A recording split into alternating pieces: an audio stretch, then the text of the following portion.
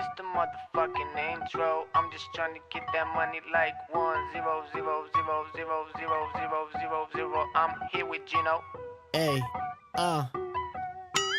danger, coming with them bangers. Tell me where my paper. Still on the same mission, trying to live major. Don't hate me, hate the game. I'm a player. Feeling like Pac, represent. On my block, try to knock me down, but I come up on top. Yeah, they wanna see me flop. Got a plot, want a lot, I won't stop on my pops. Got so many flows, it's insane. They don't really understand the game. Got a plan and it's plain, I ain't playing. I'm just trying to gain. I wanna get that big bag, need that big racks. Blow up Tic Tac with a blue cheese at. I don't give a fuck about your feedback. Eat that, get back, sit back, watch me spit that kickback. Got so many flows, yeah, they think that I'm insane. Ghetto kids in a lot of pain, all about the bills, ain't shit changed. Danger, coming with them bangers. Tell me where my paper. Still on the same mission, trying to live major. Don't hate me, hate the game, I'm a player. If you a hater, I don't hate you. I'm just really happy that I ain't you. I just wanna thank you. You kept me motivated, so now I motivate you. There's a lot of cake, money on my mind like a banker. Coming through with them bangers, ain't no room for mistakes. Lot of stake, hustle till we get a lot of rooms, lot of stakes. Good kid, but I keep it gangsta. All gas, no brakes. Got cash for the case. More cash in the case. More cash in the safe. More cash on the way. Hustling all day. Ay. Danger, coming with them bangers.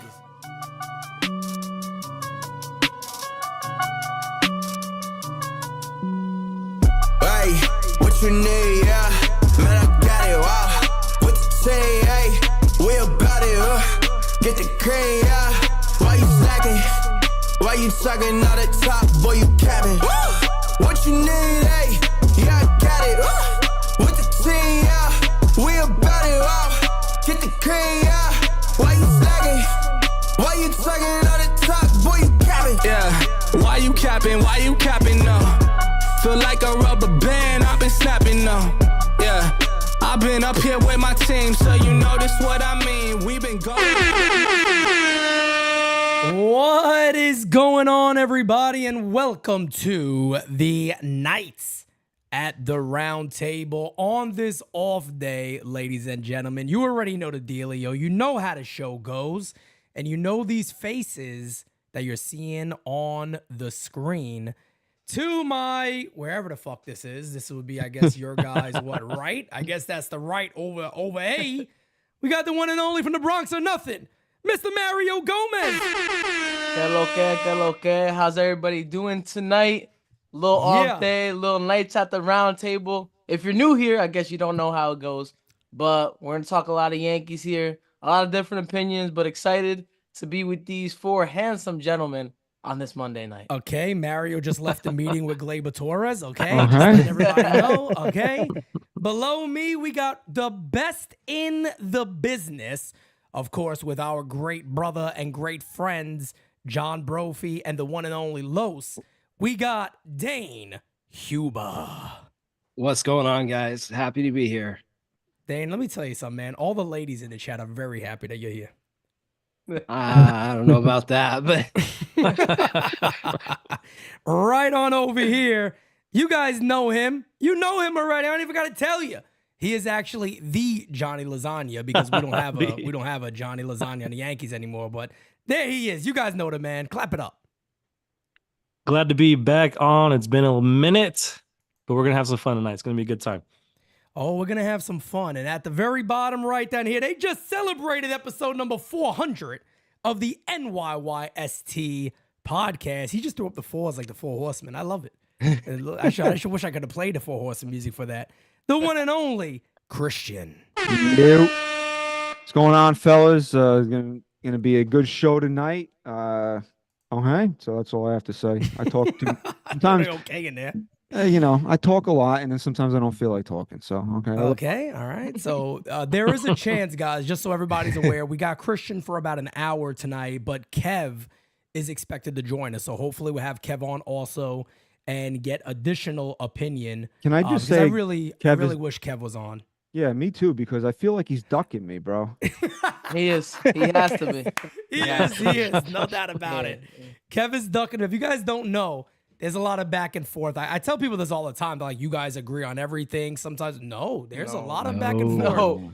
In our group chats, trust me. There's Mostly a lot, from Kevin. Mostly from Kev. Mostly from Kev. That is true. So there's a lot going on here. We got our first super chat. Look at this name, Hugh Janus. Okay. Hugh Janus. Very says, creative. I'm super Very happy creative. to see Dane. Wow. Dane, I don't know if you want to get the number or something, but you go ahead. You to each his own. But anyway, guys, you guys already know how this works. We're going to talk about multiple topics. Wherever the conversation takes us, we're going to go. There is the voicemail line is open. We're going to get to that towards the end of the show. Super chats, I will try to read them as fast as we can and answer those in the moment. But let's get right into it for our New York Yankees. So with the off day today, July is here. So today is July 1st. The New York Yankees and the Baltimore Orioles are tied for the division lead. Funniest thing about all that is I think everybody here on this panel predicted that either way, whoever you went for, the two names that we said would win the division are tied for the division lead right now. That's the Yankees and the Orioles. Is that correct? Nobody else said anybody else, I don't believe. Nope. No. So standing right now, the Yankees are 54-32. I want to start the show off quickly with a bang based off record alone. Are you satisfied with where the Yankees currently are? Christian, I'll go to you first. If you're taking the, I guess you want to call this the first half of the season in totality, I think you have to be happy with a team that is 22 games over 500 and tied for first place. Obviously, I think everybody would like the Yankees to have played a little bit more evenly and not have this cratering that they had in June here. But I mean, overall, I'm pretty happy. I said this on NYYST a couple episodes ago. My expectations versus where they are pretty aligned, so I don't have a lot to complain about based on record alone. All right, Johnny. I think everyone, has to be satisfied with where we're at. 54-32, we're more than 10 games over 500. Right there with the Orioles, who we all knew who were going to be the team we're going to be chasing, if not battling for first place in the division all season long. So we're right there with the Orioles. We've maintained their pace at least. But the rest of the way, we're going to have to not only maintain their pace, but exceed it if you're going to win this division. So if in this extended wild card atmosphere, if winning the division even matters anymore, they're going to have to exceed the Orioles' pace for the rest of the season, which I think they can probably do with a couple key moves at the deadline. But to this point, I think there's a lot to be happy about. We hit a few rough patches the last few weeks, which were pretty frustrating, but the record was so good that it kind of ate that up a little bit. So no harm, no foul right there in the thick of things in the East. And I think it's pretty positive so far. No doubt. Dane? I've been very happy based on the record. If we go back to spring training, we talked about them being 5 or 10 games over 500 at this point because we had such a tough first half schedule. Baltimore's had the much easier schedule. That flips in the second half. Should give us a nice little advantage going into the second half. There's still some performance issues on the team, some certain positions that we're going to talk about. But for now, pretty happy. No doubt. Mario? Yeah, I think as a whole, when you look at, the 86 games, you definitely have to be satisfied with the team. Like we've all said pretty much, we knew it was going to be us in Baltimore, throughout the season. We knew that the AL East is going to be tough no matter who you face, but we've gotten a lot of surprises. Individuals have stepped up for the Yankees, and there's been other guys that haven't been, too good that we expect to have a big season for us. We'll get into all those guys, but you got to be happy, looking at it right now, 86 games in with the trade deadline 4 weeks away. You got to be happy looking at the team, looking up at the standings. But obviously, if you look at, recent play, the past 10 games, can't be too happy about that. But if you look at, the season as a whole, the first half, you got to be pretty happy if you're a Yankee fan. No doubt about it. I know Mario was a big fan of the Baltimore Orioles in the offseason to go Big ahead Gunnar and- Henderson guy. Big Gunnar guy. Big Gunner guy. Really big Gunner guy over here. Big Gunner Huge guy. Gunner guy. No, I'm completely satisfied with where the Yankees are. I think I still go back to the minute that we were all in, well, not everybody here, but a lot of us were at spring training when we found the news. We were at the Yankee complex when we found the news out about Cole being out. I was on top And- of the George Washington Bridge. You were ready to jump. Christian was ready to jump. There's no doubt about that. Christian was ready to go.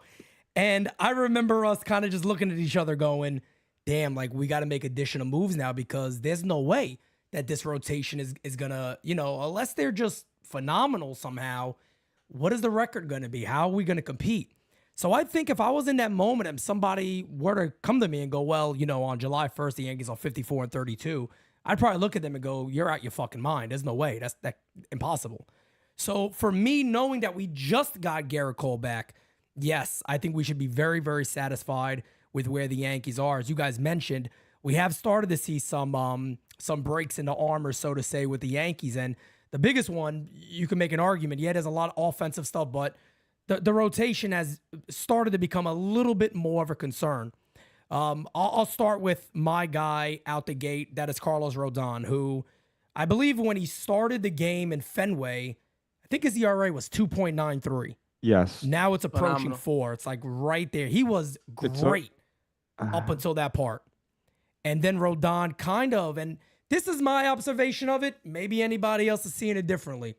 He seems like a guy who had a little bit of success, and then he went back to who he was last year. Fastball slider, hasn't mixed into changeup as much, hasn't mixed into cutter, and he got absolutely obliterated. And there's what Bernard said in the chat right there. 20 runs in 3 games will do that, and that's what he's going through right now. He did throw 3 shutout innings after he gave up the 8, which I know it's kind of a bittersweet thing, but he started to mix into cutter again. He started to mix into changeup, and he looked a little more like that guy.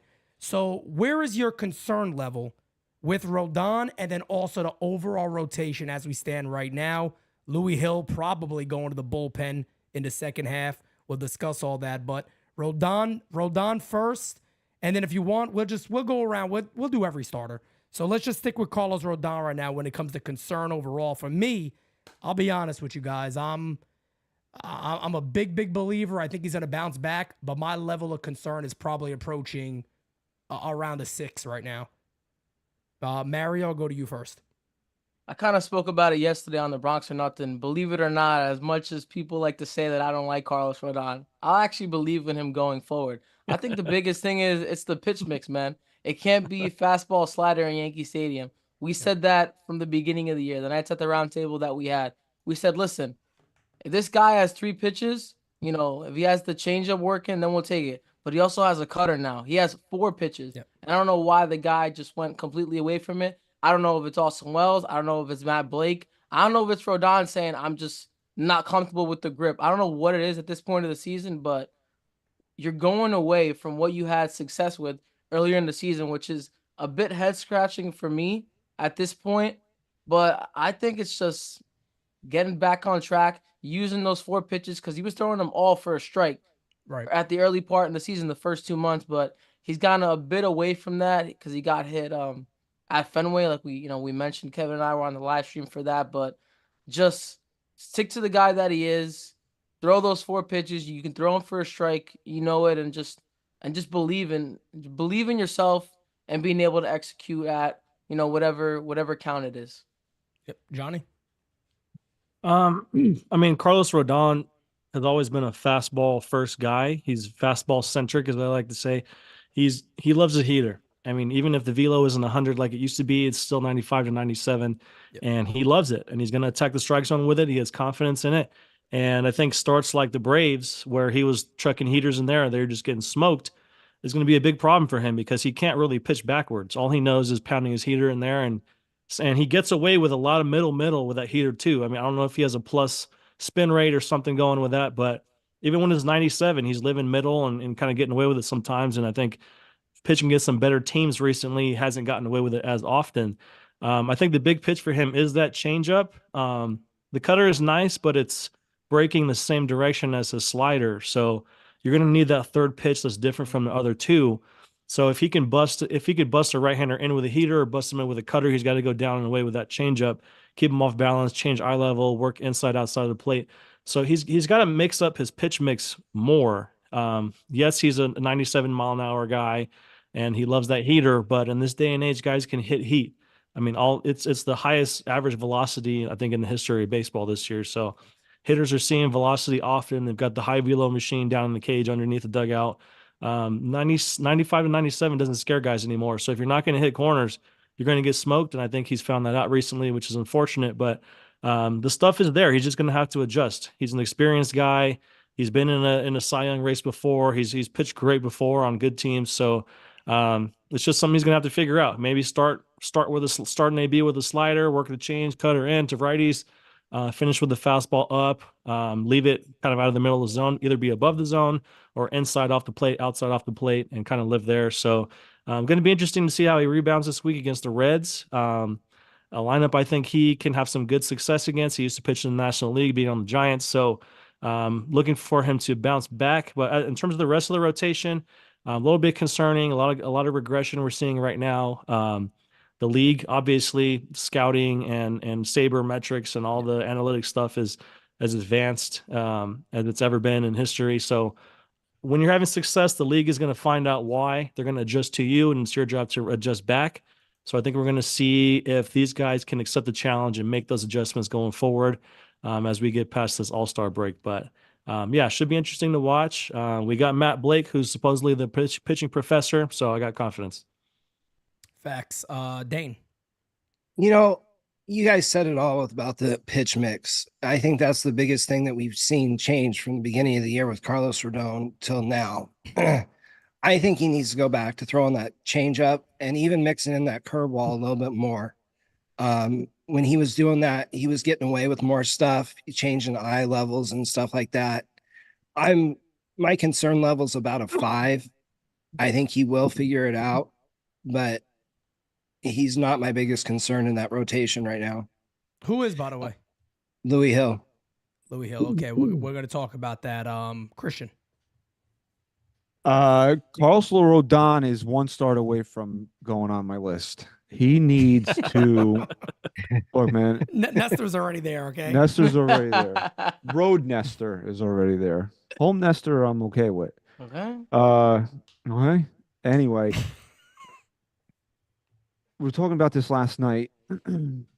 That this is a mediocre team in Cincinnati. This is a big bounce back spot for Carlos Rodon.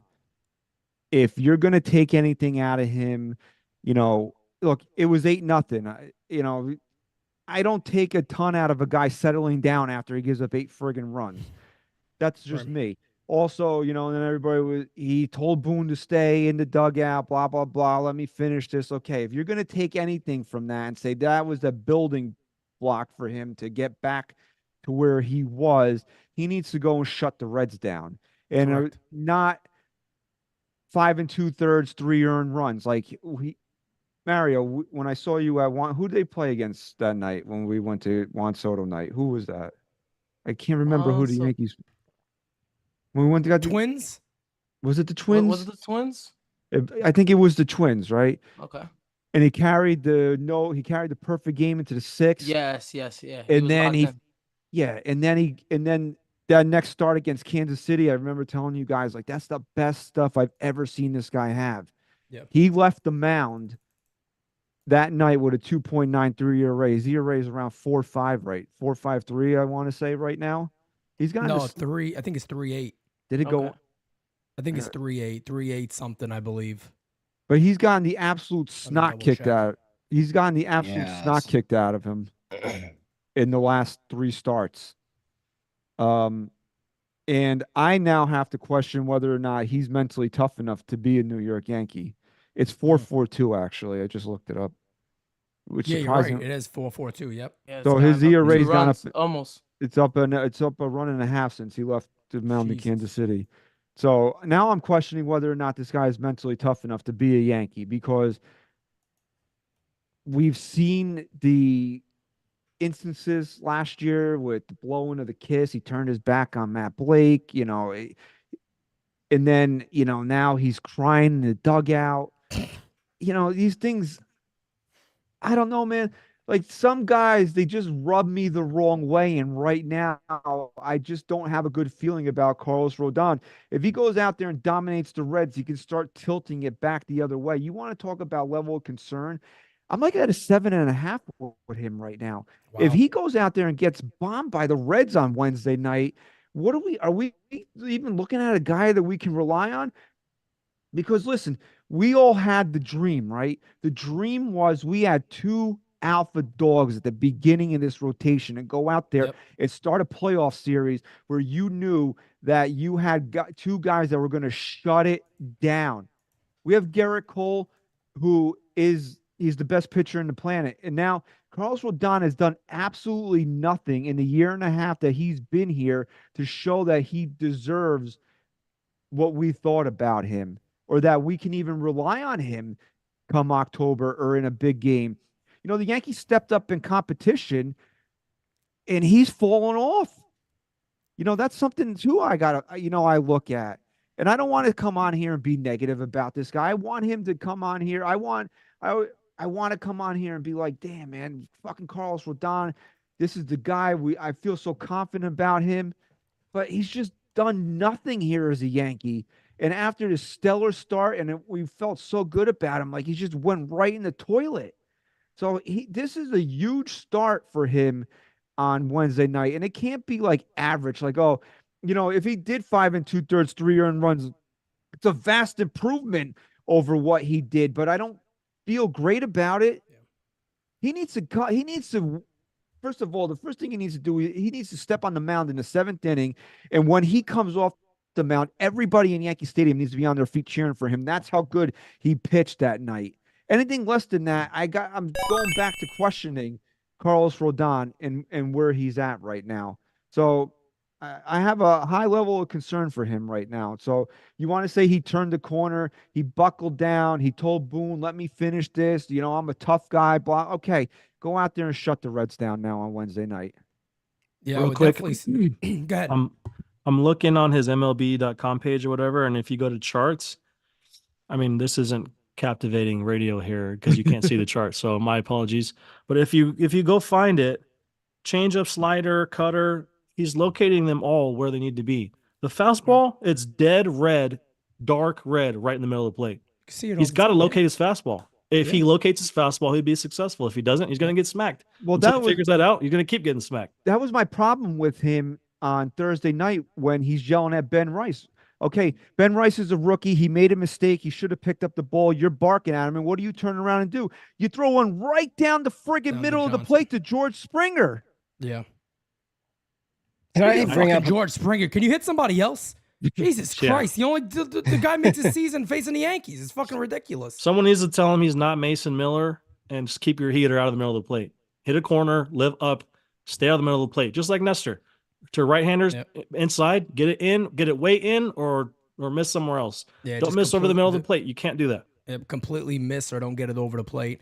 But no, I agree 100%. This outing coming up is really gigantic for him because let's be honest, man. If he gives you 4 in a row of shit, what's the rebound? I mean, do you even expect a rebound at that point, or is it just like, wow, man? Like at this point, this is last year again, and that's something we definitely don't need. And I've been saying this. During games, I go, guys, look, at the end of the day, it doesn't matter what the Yankees go do. If their starting pitcher falls apart with the guys they have, they're fucked either way. It doesn't matter. I mean, there's nothing you could do about that because the guys they have now are the guys they have now. So they better turn it around. We got a couple of super chats here. And guys, do me a favor. Hit that like button. We are not at 100 likes here. We got 300 in here, 92 likes. So smack that like button for us. Rod Thompson says, as much as I want to Rodon, I'm still trying to figure out who Rodon is. In 10 seasons, he only had 2 in which he had a 2.50 ERA. Every other season has been subpar.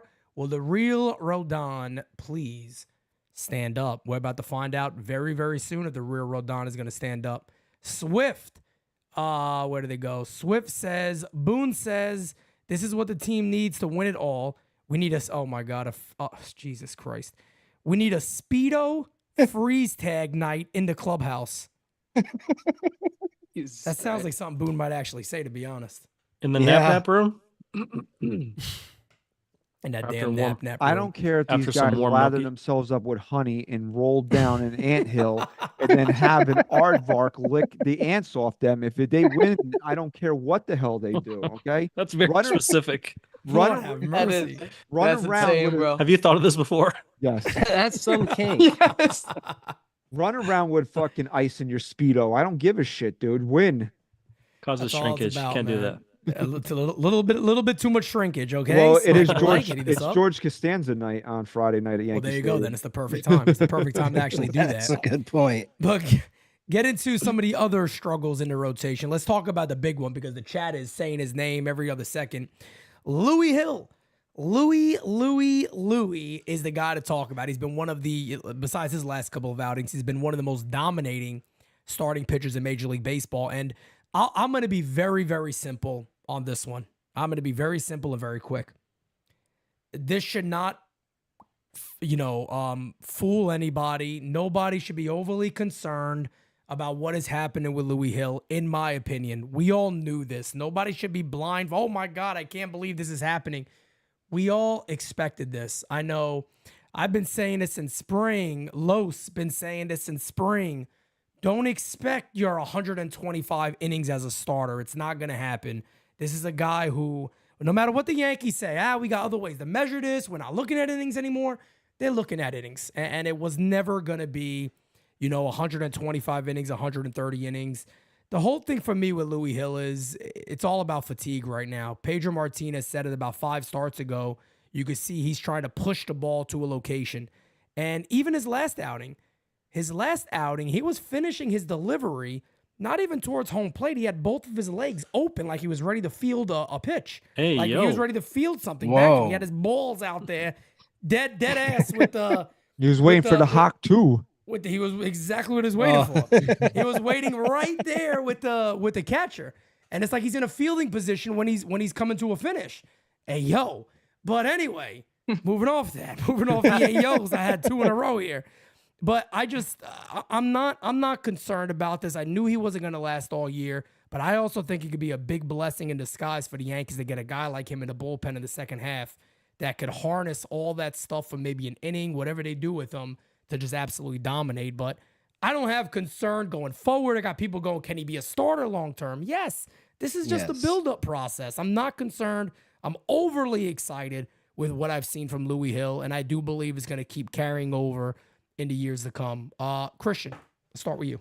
I mean, your concern is that the Yankees need him to be what he was, and they don't have anybody to replace him because Clark Schmidt's still a ways away here.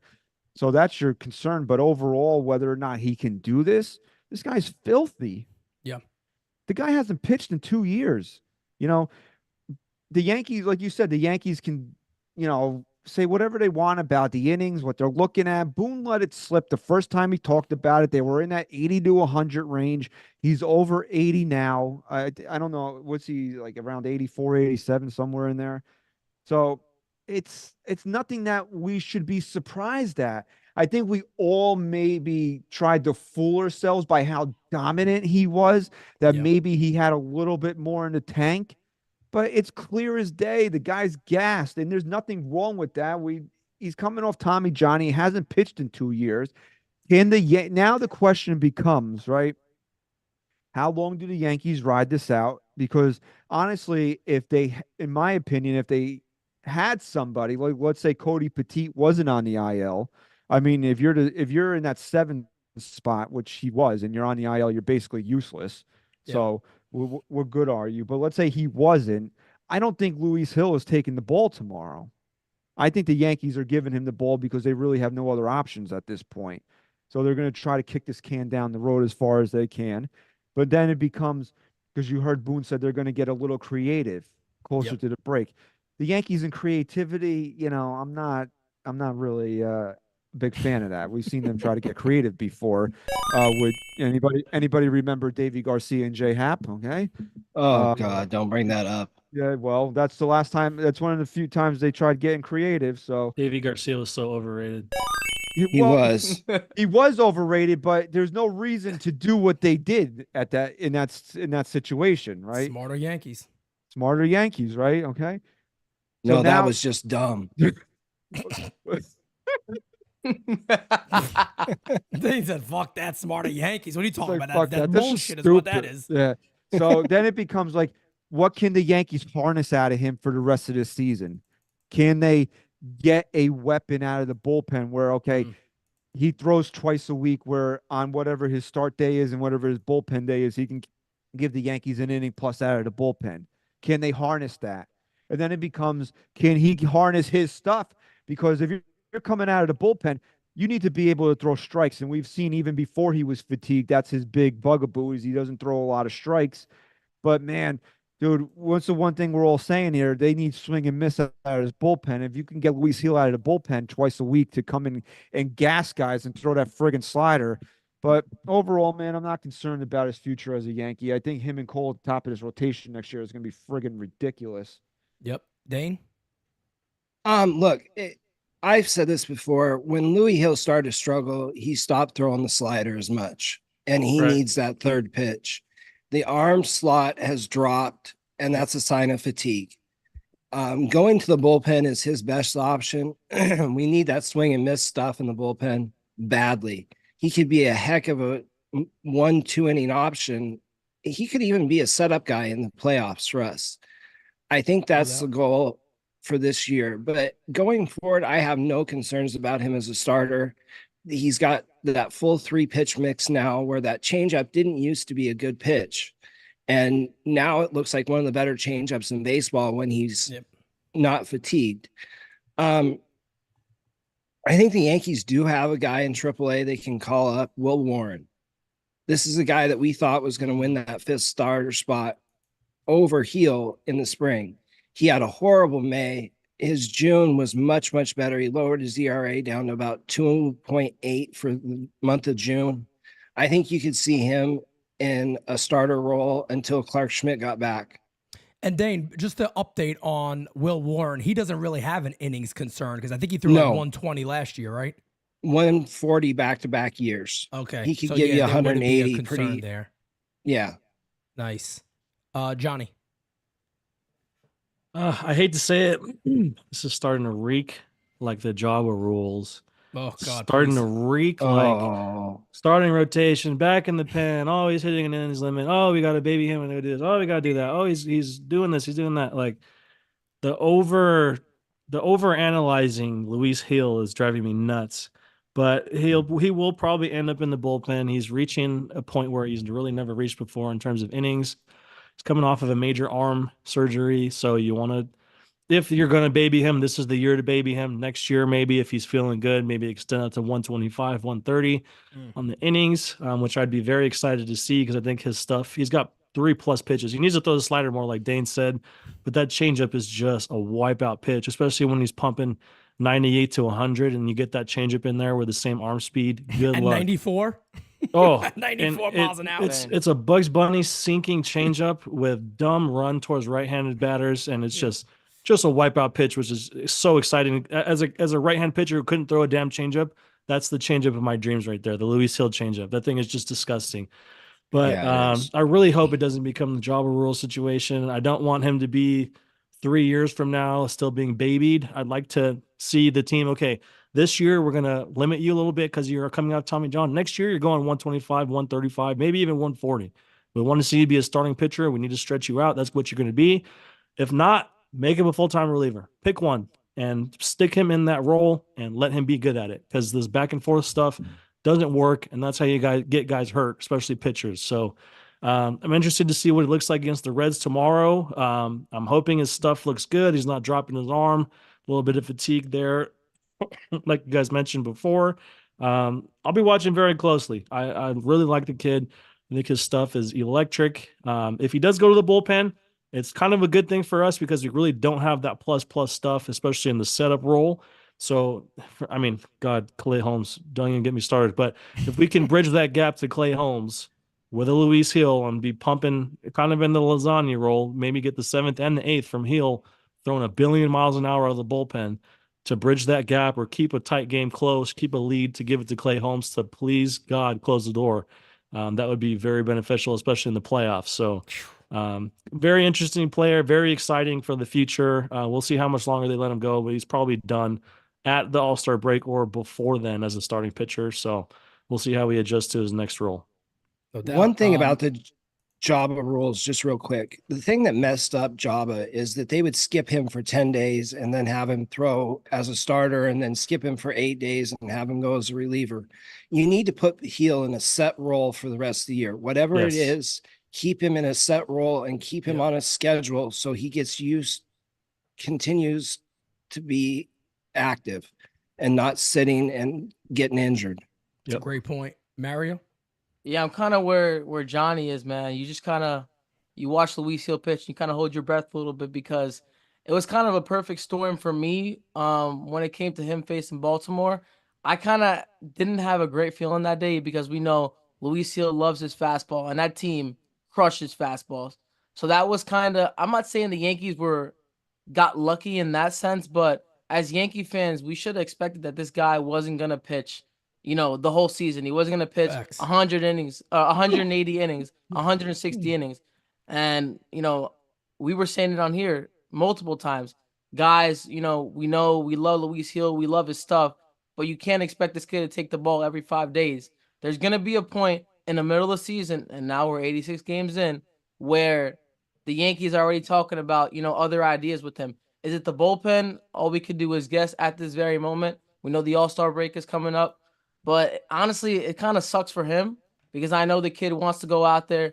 He wants to pitch, but you could tell he is fatiguing, whether you're watching it on TV or at the stadium. You could tell, and he's starting to lose control, I feel like, a little quicker in games now. It's not flat towards the end of it starts. It's like at 50 pitches, 40 pitches, 60 pitches, and he has like 3-4 walks. And that was my biggest thing with him being a starter in the beginning of the year. I was like, man, if he can just minimize the walks, 1 or 2 walks a game, not 3 or 4, this guy can be one of the best, and that's what he was. But it was kind of just a perfect storm with a Baltimore team that crushes fastballs, and now we're here with Luis Hill. But maybe they give him a month off and let him, start again. But again, it's like another big start for him, another big start for Rodon on Wednesday. So we'll see what happens, but we'll see what happens with him. But no doubt, go ahead. This series against the Reds is big. It's kind of a get me right series, a little tune up because you got the Red Sox after that, and you got the Rays. They're not as good this year, but they're still the Rays. They're a pain in the ass. And you got the Orioles right before the break. So you got 3 straight AL East opponents. We haven't been good against the AL East this season. The Rays might be a little bit of a break in the middle, but the Red Sox beat our ass in Fenway. I saw it personally. And the Orioles are the Orioles. So this series against the Reds is a get right series. Get 2 out of 3. Get in there. Get your offense going. Get your good pitching feels back and go into these next 3 series feeling like yourself, because these are some important games going forward to kind of propel you into that second half of the season and make that playoff push. So big series against the Reds here coming up. Let me ask you this. I was going to say, when it comes to the get me right, you think anybody's going to get right against Ellie stealing bases? And do we have anybody that's capable to get right on the head? I mean, Lord have mercy. Over or under 10 stolen bases if this guy gets on, I'm telling you. Here's an idea, it's Yankee pitching. A mess. Here's an idea, Yankee pitching. How about you don't let him get on base? Whoa. There you go. That's a novel concept. What a crazy idea that is. Concept. Holy shit. Mario, go ahead. What you were going to say. I was going to say, because we were talking about Rodon, and it's kind of going back a little bit, but his next 3 starts, I believe it's Cincinnati, Tampa Bay, and away at Baltimore. That'd be the last game before the All-Star break. So those are 3 tough starts. Let's see if he gets back on track. All right, we got a couple of super chats before we move on. Jeff says, Pete and team, I left a voicemail. We're going to get to all your guys' voicemails, as many of them as we can. We got quite a few towards the end of the show, so leave them. Leave them if you want to talk about any topic. Rodon is not an alpha. He thinks he is. His issue isn't New York, it's his head. He isn't lights out and thought he was. Hill, make him the closer one time through the lineup. DFA Torres, bench LeMahieu. We're going to talk about those guys coming up. We're going to finish on pitching. A guy with the super chat says, worried about them ruining his head after the All-Star break regarding Louis Hill, kind of on the same concept of what Johnny was talking about there of that possibly being a little concern. As long as he doesn't get drunk and jump on trampolines, he'll be fine. Oh, Or God. I thought you were going to say, throw stuff at horrifying. Aaron Boone. I thought you were going to say get drunk. Now that I support. No, Java That had I support. You don't that remember we're talking about. Java had a DUI. You don't remember Yeah, that? I remember that. And I remember that. He was making fun of Yogi Berra. My God. What a disaster that was. So, look, I don't think it's, look, I think we all believe in Garrett Cole. I think, Nestor's Nestor. I don't think there's much more to discuss on the rotation besides additions that they can add. The bullpen is obviously a different story. Right now, the Yankees bullpen, there's a lot of mess going on there. We were talking about this before we even went live on how the Yankees have this. Mario was talking about how Matt Blake has kind of done well with some guys, and now we're just taking bodies from anywhere of the DFA wire and Clearance rack. Yeah, the clearance rack. Put these guys on here. It's a brand new body. Throw him out there. Let's see what this guy do. What could happen? Michael Tonkin has been fucking phenomenal. I don't think anybody Tonkin, man, expected this. That's Johnny's guy. And look, Palmdale's finest, baby. Let's go. He's been friggin' phenomenal. If Yankees Palmdale, win this year, let's talk about how important he was to this club. Like, legitimately, he's going to be he'll be a Yankee legend forever. He's cool. He's if they won cocky. this He's year. bad. That's right. Are you going to do this too? The honky tonk man. But the bullpen right now is a bit of a mess. So I want to talk about ways that they can fix it. If you guys have any names on your head, of course, in the minor leagues, we're going to get the Dane on that. There's a few guys there I know that I'll also briefly talk about. But there's obviously going to be time for trades and things of that nature. But I'll be honest with you. This might sound a little crazy to some people. I think the Yankees maybe need to trade for one arm and then believe in what they have in their system. So when I say that, the majority of the time I'm actually looking at lefties. I know Tanner Scott's a big name, but let's be honest here. It's going to be a lot of friggin' people that want Tanner Scott, including the Baltimore Orioles are likely going to look to try to get him back and other teams out there. For me, you got to believe in Yoendrys Gomez a little more. I mean, they went ahead and the guy it was a shit game. It was pouring rain. They put him in the situation against the Mets. He gets smacked around and they go, all right, see you later again. And they never use him. When the guy goes 1 or 2 innings, he looks really solid. He looks really, really good. And they always give up on him quick. Jack Neely needs to be up here. I don't know why Bickford and these other assholes are on the team when Neely is down there 6'8", a giant. He's opposing on the mound. He scares you. He's like Dylan Betances size. Let the kid go out there and do his friggin' thing. Why is he down there for? Efros is on his way back. I had a great report on JT Brubaker. I was hearing he's up to 95, 96 again, and they've already bumped him up, I believe, to high A, Dane, or double A? Double A today. So Brubaker's there in double A already. The right-handers, I feel they have.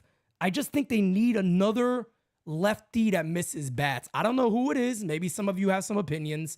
I don't think they have it in the system. Just saying, Victor Gonzalez accepted his assignment. Okay. Lord have mercy. I don't think that was because of performance. I don't think that was because of performance. I don't believe that at all. I don't think so either. But I want to start with Dane because, Dane, you know our system so well. Give us a roundup of what you think this bullpen could look like in the second half of the year.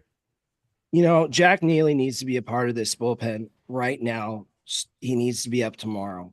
He can handle multiple inning roles. He can handle any situation you put him in. He is one of the best relievers that we've developed since Dylan Betances, in my opinion.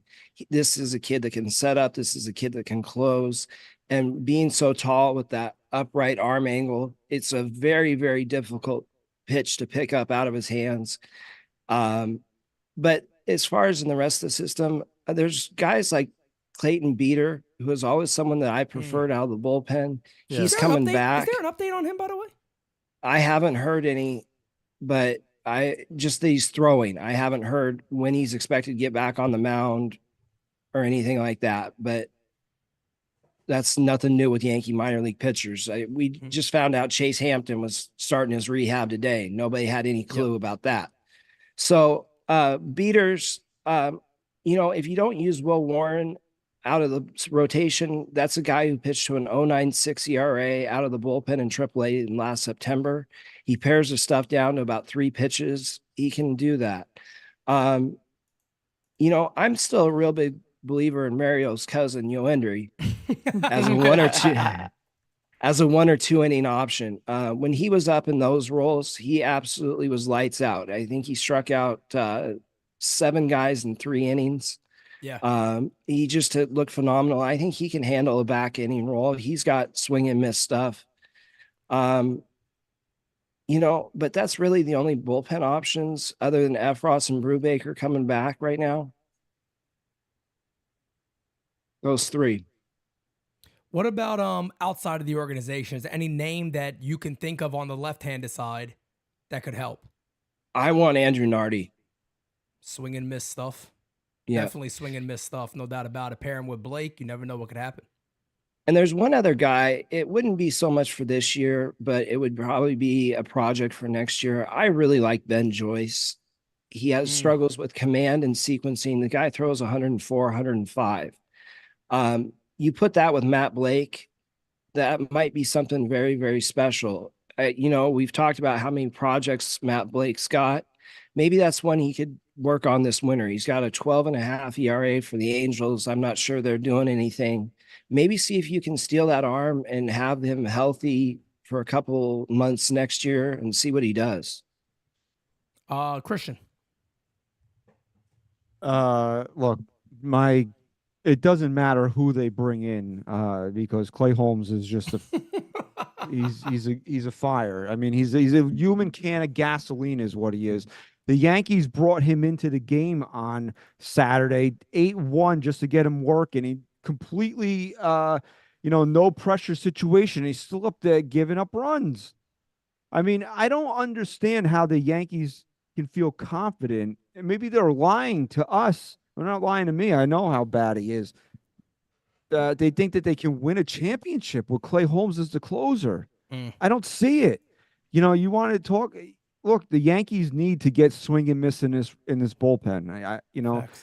It's frustrating. Like even a guy like Michael Tonkin's been so good, but he's not a guy you're going to bring in to go blow somebody away when you need a big strikeout. Weaver's been good. I mean, you have 2 guys in his bullpen that you can really trust.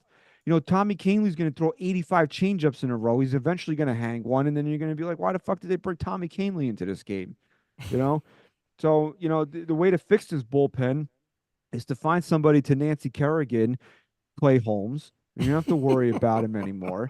Then you can bring in guys like Jack Neely, bring up a guy like Jack Neely, trade for somebody outside the organization. And you can start to look at, a situation here where you have more guys that you can rely on. Luis Gil is going to be a big wild card in all this. It was we talked about when we were discussing him. What exactly can he give the Yankees out of the bullpen? Can he be a guy that can give them 2 or 3 days a week? Or can you rely on him to give you a little bit more? That's going to be something there where if he's coming in there and he's lighting guys up out of the bullpen, do you tell Clay Holmes, we got this, buddy, okay? And the only other thing is, like, I'm a big Emmanuel Clase fan. I love this guy. And the Guardians being good is really great. They really fucked up my play. They fucked up. Yeah, my everybody. players. A lot of people are talking about the Yankees and the Orioles. You better fucking watch out for the Guardians. Like Absolutely. that bullpen is stupid. But Christian, just to back up some of what you said, listen to this. Like, everybody just take this in, and this is really fucking scary. Clay Holmes' last 15 games. This is bad. This is about as bad as it gets. 6.43 ERA. But listen to this. 14 innings, 22 hits, and 4 walks. I mean, that is bananas for a closer. Like, that can't happen for a closer. And a lot of times I get it. Hey, it's a tough stretch, is this and that. You got to be a little more efficient than that. I mean, you have to be a little more efficient than that. And as Christian also brought up, the idea of missing bats. He's not a huge miss bats guy at all. Not whatsoever. Johnny, I see you shaking your head. Go ahead. Yeah, I mean, he gives up more hits than innings pitched in his last 15 is disgusting for a closer. Like, even more so in his last 30, by the way. 29 innings, 30 hits. It's just the bullpen is a major, major, major problem. And there's no easy fix in sight. You can't call up a bunch of kids from the minors and expect them to go down the stretch in their first season during a playoff push. That's right. And go shove in the playoffs and bring a World Series. You can't expect that. I mean, these kids are human. You step on the mound, you grab the ball, and you're fucking nuts in your throat. Like, it's not an easy thing to call on. It's not an easy thing to call Whoa. on for these guys. And team in this Lots of nuts. extended wild card environment, a lot of teams think they're still in it, even if they're not. They foolishly still think they are. So they're not going to part with these great arms out of the bullpen. They're going to think they can make a run like the D-backs did last year. So this is a situation the Yankees got themselves in. This is dumpster diving for relievers and praying Matt Blake can make them all into Luke Weavers. There's a major problem, and we can suggest a Neely or a Tanner Scott trade, or maybe Luis Hill goes in there, which would be a huge boost in my opinion. That's probably the easiest, most high leveraged type arm that you can put in the pen immediately. Agreed. And have some confidence in is Luis Hill. But like you guys were saying earlier, then you get to Clay Holmes in a 1-run game, and the guy is a professional at blowing saves and shitting himself on the mound out there every time. So I think someone said he was as good or better than Mariano Rivera. I don't remember who that was, but This guy. if we're gonna go the Clay Holmes route, it doesn't matter who you bring in before then, because Clay Holmes is gonna shit himself and blow the game anyway. So bullpen is a big problem. There's no easy fix in sight. You just pray to God that these guys go out there and they get outs and they figure something out. Maybe Matt Blake can sprinkle some more fairy dust on their fucking heads and find some more 97 mile an hour sinkers out of some randoms working at Carl Jr. or some shit. I don't know, but there's a lot of holes in that pen, and I'm at the cross your fingers stage. I have really no confidence and no answer to an easy fix. Well, can I just Facts. add this real quick? Go ahead, 'Cause please. Johnny brought up these teams think they're still in it. There's only 9 teams in baseball that are not within 4 games of a wild card right now. Wild. That's the problem. I was just gonna get into that. I think that's the problem right now with the Yankees. It's 4 weeks till the trade deadline. We all want them to make trades, but if you look at the standings, like the NL wild card, all these teams are like, "Hey, we're 3-4 games out. If our superstar does this and this week, we're right back in it. We make a couple trades. You never know what happens." So that's where some teams are, and maybe they don't want to trade their big time reliever. They can get a haul, but maybe they see, hey, you know, the way the NL is shaping up, we can make maybe a run. Maybe we can go to the NLCS. So that's why I think the Yankees are kind of in trouble there. You could probably get again, Austin remember- Gomber from the Rockies if you want him. Oh God. And remember too, which you know, this is something I hear about a lot in the chat, and I'm like, guys, hold on, pump the brakes here for a second. You got to remember what the Diamondbacks did last year. The Diamondbacks were a team that just slipped in, and they're like, hey, yep, World Series bound. Yep. I mean, they're not gonna. I hear people telling me, it's all their fault. Get Ketel Marte, get this guy. I'm like, why are they gonna sit there and They're go, not- let's go ahead and break Christian our team Walker, apart? what? Christian Walker, like Why are would they trade him? They're why like are not they gonna go? part of a Yeah, wild card. we just went to the friggin' World Series by just slipping in. We didn't have a shit ton of wins. Slip We it just in. got Hey, in and yo. we put it together. Yo. Hey, Whoa. yo. By the way, Hey, yo. Hey, yo. Yeah. Mario, go ahead, tell us. No, I was just gonna say the Texas Rangers also. They basically Defend Clay collapsed. Holmes, you son of a bitch. Nah, I'm not gonna defend Clay. He's been awful.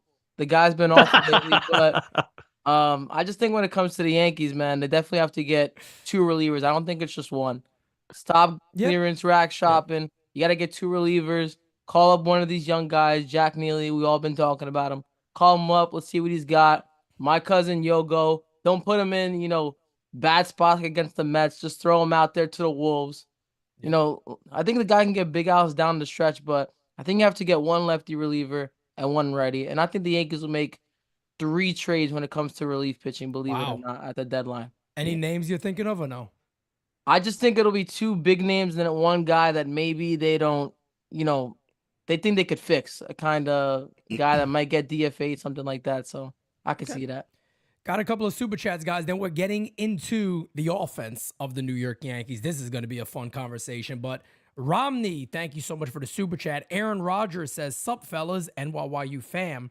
With the deadline looming, give me Rengifo and maybe Cody Bellinger. Fix the bullpen from within. Only arm I want is JoJo Romero, okay? No. Derek Q says, can we afford to move Hill to the closer's role? I think if he goes out there and absolutely fucking dominates, if he does what Jabba did the first year when he just shut everybody down and it was a joke, maybe he could push that, but we'll see. He got to do it first. Aaron Rodgers also says, I'm here to see Mario defend Nestor for Kev. You know what? I don't think I'll be honest with you. I think Christian kind of summed it up. At home, he's been fucking awesome. At road, he's been garbage. I don't think there's much defending there. It kind of is what it is. Jeff J says, Cardiac Clay is not a closer. I've said it since last year.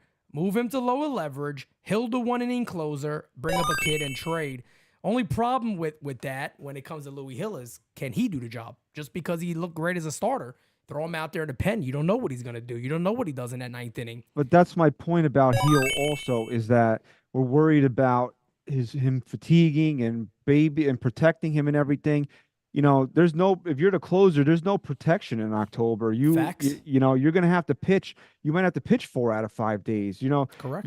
If you commit to Luis Hill as the closer, Game 3 of the ALCS, you want to hear Aaron Boone say, yeah, he's not available? No fucking way. Absolutely not. No fucking way. You can't have that happen. And you know we probably would. We probably actually would hear that from the mouth of Aaron Boone. But And pitching in relief is so different than starting pitching. Your whole routine is different. You're sitting in a dugout, come close to playoff time, it's cold, you have a jacket on, your legs are stiff.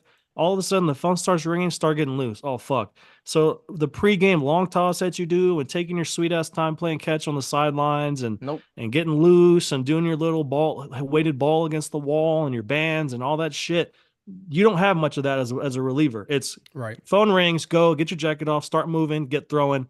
And a lot of guys can't make that adjustment. So a young guy like Luis Hill is going to have to figure that out. What works? What inning should I start moving around a little bit? How do I get my legs loose? How do I get my arm warmed up in time when limited throws in the pen? Because sometimes the phone rings and there's not much time between you starting to throw and needing you in the game. So that's something he's really going to have to figure out, and that's not easy. And sometimes guys get hurt because they don't warm up fully or they haven't found a routine that works, and they go out there throwing the billion, and they're still cold or they're stiff or you pull a groin. I mean, it's not an easy transition going from a starting pitcher full time to a bullpen guy, especially as the season gets a little colder. So I'm confident in Hill because he's got the stuff, but he's really going to need help getting the routine down and kind of adjusting from there, because that's a big part of what he's going to have to adapt to when he goes in the bullpen. Which is why I think. Sorry, I just want to say that's why I think the Yankees are going to have set days where he's available out of the bullpen. This way, then he can plan to pitch on those days. So if they want to keep him on a regular rotation, say, okay, 5th day, boom, this is when you would start. You're available in the bullpen today, and then whenever he would throw his bullpen in between his next start, that's when he would also be available.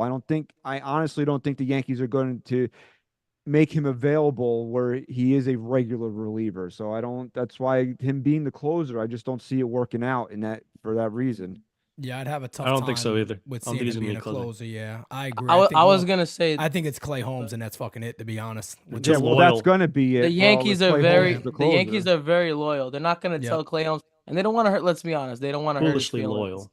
They don't want to hurt the guy's feelings. They're going to we'll see. Free agent at the end of the year. Who cares about his fucking feelings, bro? Booney loves him. Booney loves him. Oh, you know what? Booney loves cupcakes. He loves his kids. Get my guy Domingo Herman back in there, man. I need some drunk energy. He loves his children.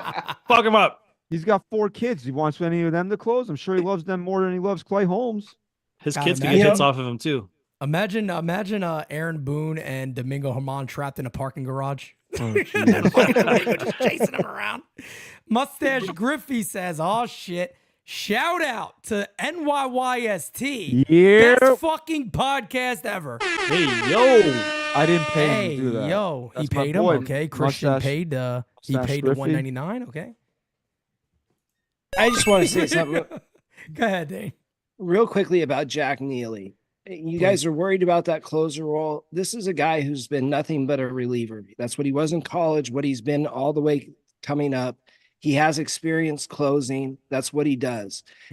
It's not going to be an adjustment for him to get in that mix for that role. He's familiar with it since that's all he's done his whole career. Now, do we have any guarantees that he's going to come up and be lights out right away? Probably not. But every level that he has had tested in front of him, he's absolutely passed with flying colors. Yeah. And give him Dane, a shot. Might as well. Just really quickly, too, he's a 2-pitch guy That's a fastball Three. on a slot. Is it 3 pitch? What does he have? And give us the velos on the fastball. 96 to 98 with the fastball, four seam. I like that. Say high 80s slider, and it's a real slider. And then he's got a mid 80s changeup that he throws. It's a really good changeup too. Nice. It's three above average to plus pitches. Nice. Look, when Rich you're Squire says, "Man, are we missing Michael King right now?" no, because we have Juan Not really. Soto. Yeah, we have one. Yeah, we got one. Yeah, we Yeah, got that's one. the best answer. We got Juan possible right Soto, there. dude. Bro. But Christian, I know you're gonna have to jump off here. Do you want to just? We're gonna talk about the offense. I'll give you the floor for a little bit because you're gonna be jumping off here. Yeah. About the Yankees offense. Look, man, I think we've seen out of the last 3 games here, if you want to take Saturday's game and kind of throw it away, these last couple of games, I think we've seen a lot of things that we can start to build upon on this offense. Aaron, you don't even have to talk about Aaron Judge. This guy is a freak. He's from a different planet. If you want to tell me that Shohei Ohtani is the best player in Fuck baseball, him. you're stupid. Fuck Okay. him. You're just dumb. I agree. He's not the hitter that Aaron Judge is. Okay, if Shohei Ohtani, not to get off on this side tangent here, but if Shohei Ohtani didn't pitch, nobody would even mention him in the same breath as Aaron Judge. Okay, Truth. so that's just number one. So you got him, you got Juan Soto. Now it's okay. How do we lengthen this lineup out with Giancarlo staying on the IL? And to me, right now, and I love the kid, and I think he's going to be a star for this team, but he's still maturing as a major league hitter. You got to get Volpe out of the leadoff spot right now because he's killing me right now because he's too wishy-washy up there. And what I mean by that is like he's hot, then he's cold. He's hot, he's cold. You need somebody with a little bit more consistency. He was working counts better when he was lower in the lineup, and I've been on this since friggin' spring training. And I know he hasn't done shit recently. Alex Verdugo's got to be leading off right now. To me, I think Alex Verdugo is the guy right now, based on this team's construction, that can handle hitting in front of Juan Soto and Aaron Judge. He shouldn't be the protection for Juan Soto and Aaron Judge. He should be the guy hitting in front of them. You know, these guys are going to come at him and attack him, saying, "Hey, we can't dick around with Verdugo." Verdugo's going to in my opinion, I think he'll capitalize on that a lot better than Volpe has. And then you can stick Volpe lower in the lineup where he had a lot of success earlier in the season, and you lengthen the lineup that way. You know, DJ LeMahieu, I got to see more, but you've seen signs that he's got a pulse now over the last couple of days, right? So if you're going to be hopeful, he's at least, we shouldn't get political on here, okay? So I'll leave the joke alone. But he's shown like he's been alive over the last couple of games here. And Glaber got benched and he got yelled at, and now he's good again, right? So wow, how does that work? That actually works. That's a thing. Yeah, you know. I thought I was a piece of shit for saying that, but anyway. Well, I just thought you were an asshole, but that's your toxic masculinity showing, okay? Toxic masculinity. Don't be a bigot. But again, I don't like Glaber in a cleanup spot, but if he's going to continue to hit like this, then you can bat him cleanup, and then you can maybe go, I don't know where you'd want to go, 5, maybe Volpe, 5, you know, so you can start mixing around with the lineup there. I want Wells playing every day, and I think this is something that we haven't touched on, but we should talk about it real quick here. Garrett Cole is very particular about who catches him. We've all seen that since he's been here. Yep, I spoke about that last night a little bit. Austin Wells was behind the plate for the first time. Now, you cannot tell me that that's a coincidence with how bad Jose Trevino has been with throwing runners out. And you know what's good with that too? I was telling people this. He was barking at him. That's good. Everybody was like, "Oh my God, he's no." He did the same thing with Rortvet. If he's going to become his catcher, he's very particular. So he's gonna bark at you and get you right. And that's a good sign. You got to be able to you got to be able to handle Garrett Cole. Okay, you can't just be a catcher and have feelings. You can't be in your feelings when Garrett Cole is on the mound. You got to let him yell at you and bitch you around because that's who he is, and you need to be there just to get the best out of him because he is the best. Look, it's not a secret. I'm Garrett Cole's #1 fan and Mario's 1A. Okay, so it is what it is. I'm never, we all know that, right? But he's the best pitcher on the planet. Find me a better one when Garrett Cole's healthy and on top of his game. I don't know where he is right now, but so Wells plus being a left-handed hitter balances his lineup out more. Yep. That especially with Rizzo being on the IL, which I know we weren't getting much out of him. But Ben Rice and then that brings me to Ben Rice. This guy's got to play every day, man. This guy has, in the short time he's been here, he has shown that he has an idea up there. And now he's starting to sting the ball a little bit. He's starting to hit the ball with a little bit more power here. You got to play Ben Rice every day. JD Davis, fine. You want to keep him on the team bench? That's fine. Enough. We saw enough out of JD Davis. He don't gotta be playing every day. And I'll close out with this because this is the last thing I want to say, because we're talking about trades and who the Yankees going to trade with. Every other GM in Major League Baseball knows what is in front of the Yankees this year. Now, while a lot of them may think that they're the favorites and are likely to bring Juan Soto back, they know the desperation the Yankees have to win this year, and they're going to be out for blood when Brian Cashman picks up the phone and calls them. This is the most important trade deadline of Brian Cashman's career, and he has to nail this trade deadline. He cannot let his ego get in the way like we've seen in past trade deadlines where he's like, oh, I have to win it. No, sometimes you got to lose to win, man.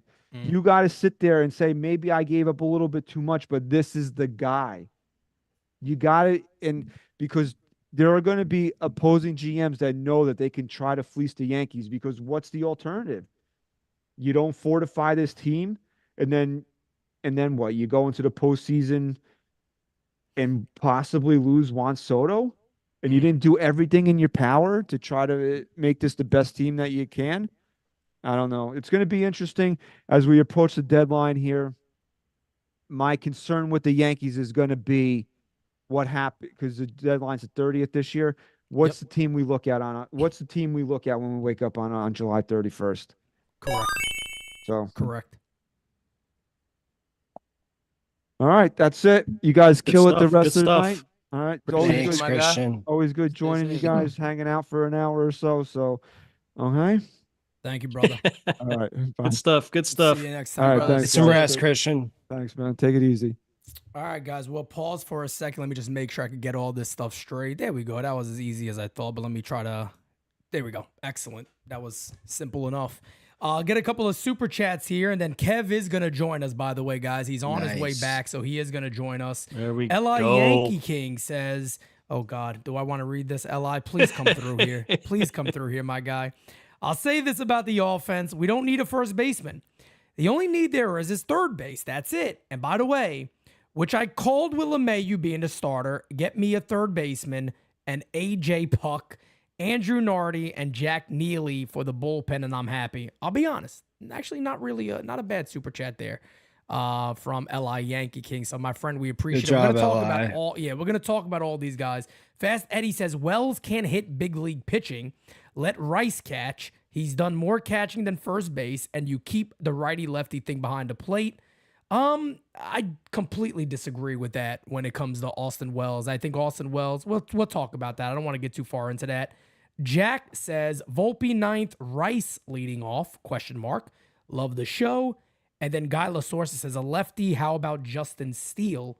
I don't think he's being moved. No shot. I don't think you got a shot. I know they're in last place, but they're not going to trade him. You're going to have to trade your whole system for him. No doubt about it. So let's get into some of this this conversation here when it comes to the Yankees offense. I'm actually a bit agreeing with L.I. Yankee King on third base seems to be the big moment here. I know a lot of people are upset at Gleyber Torres. Hell, I was one of them there for a minute, and I've been calling for that benching here for a while now because, believe it or not, it does work. When you're kind of told, hey, look, remember that face he had? That's the sign of somebody going, I better wake the fuck up. That's what that is. That's either, this is your career. This is the crossroads, buddy. What do you want to do? You want to be a part of the Yankees the rest of the way?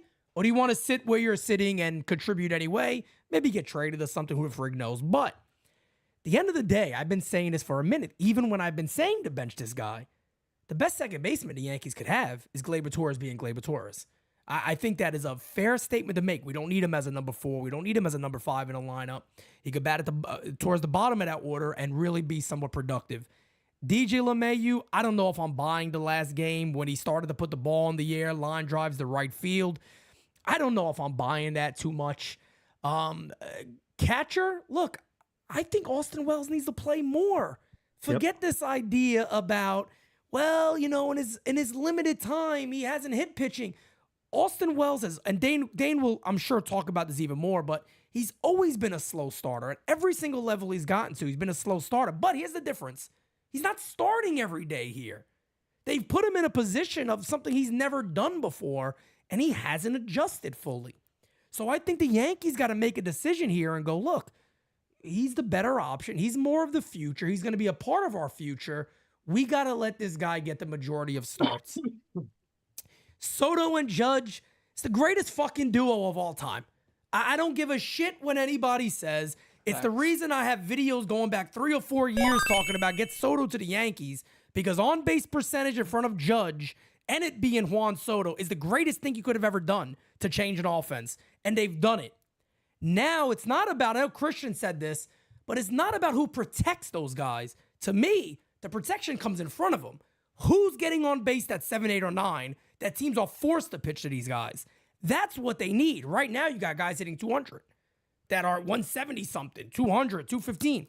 Those are the guys you need to worry about, and I think third base is the big one because Ben Rice, Dane, I'm going to tip my cap to you. You were so fucking spot on about Ben Rice. So I got to give you all the credit in the world on that because I had myself, Brophy, Los, and you were the only person that said Ben Rice is the guy they should call up. And the reason he said it was because his bat is more major league ready. And you could not be more accurate than you were. This guy goes 0-2 to 3-2, which I fucking love. He's never chasing. He stays in there well. Rice looks like a major league hitter. No doubt about that. When it comes to trades, I know we're going to get to that. We'll talk about that. I just want to kind of stick with the offense right now. I believe third base is the biggest problem. I'd love to hear what you guys think. Mario, we'll start with you. Yeah, third base is definitely the biggest problem for the Yankees. We spoke about it a little bit last night on Bronx or Nothing. We need Gleyber Torres to be Gleyber Torres or DJ LeMahieu to kind of have that resurgence. I'm with you, Pete. I'm not really buying the 2 extra base hits in Toronto.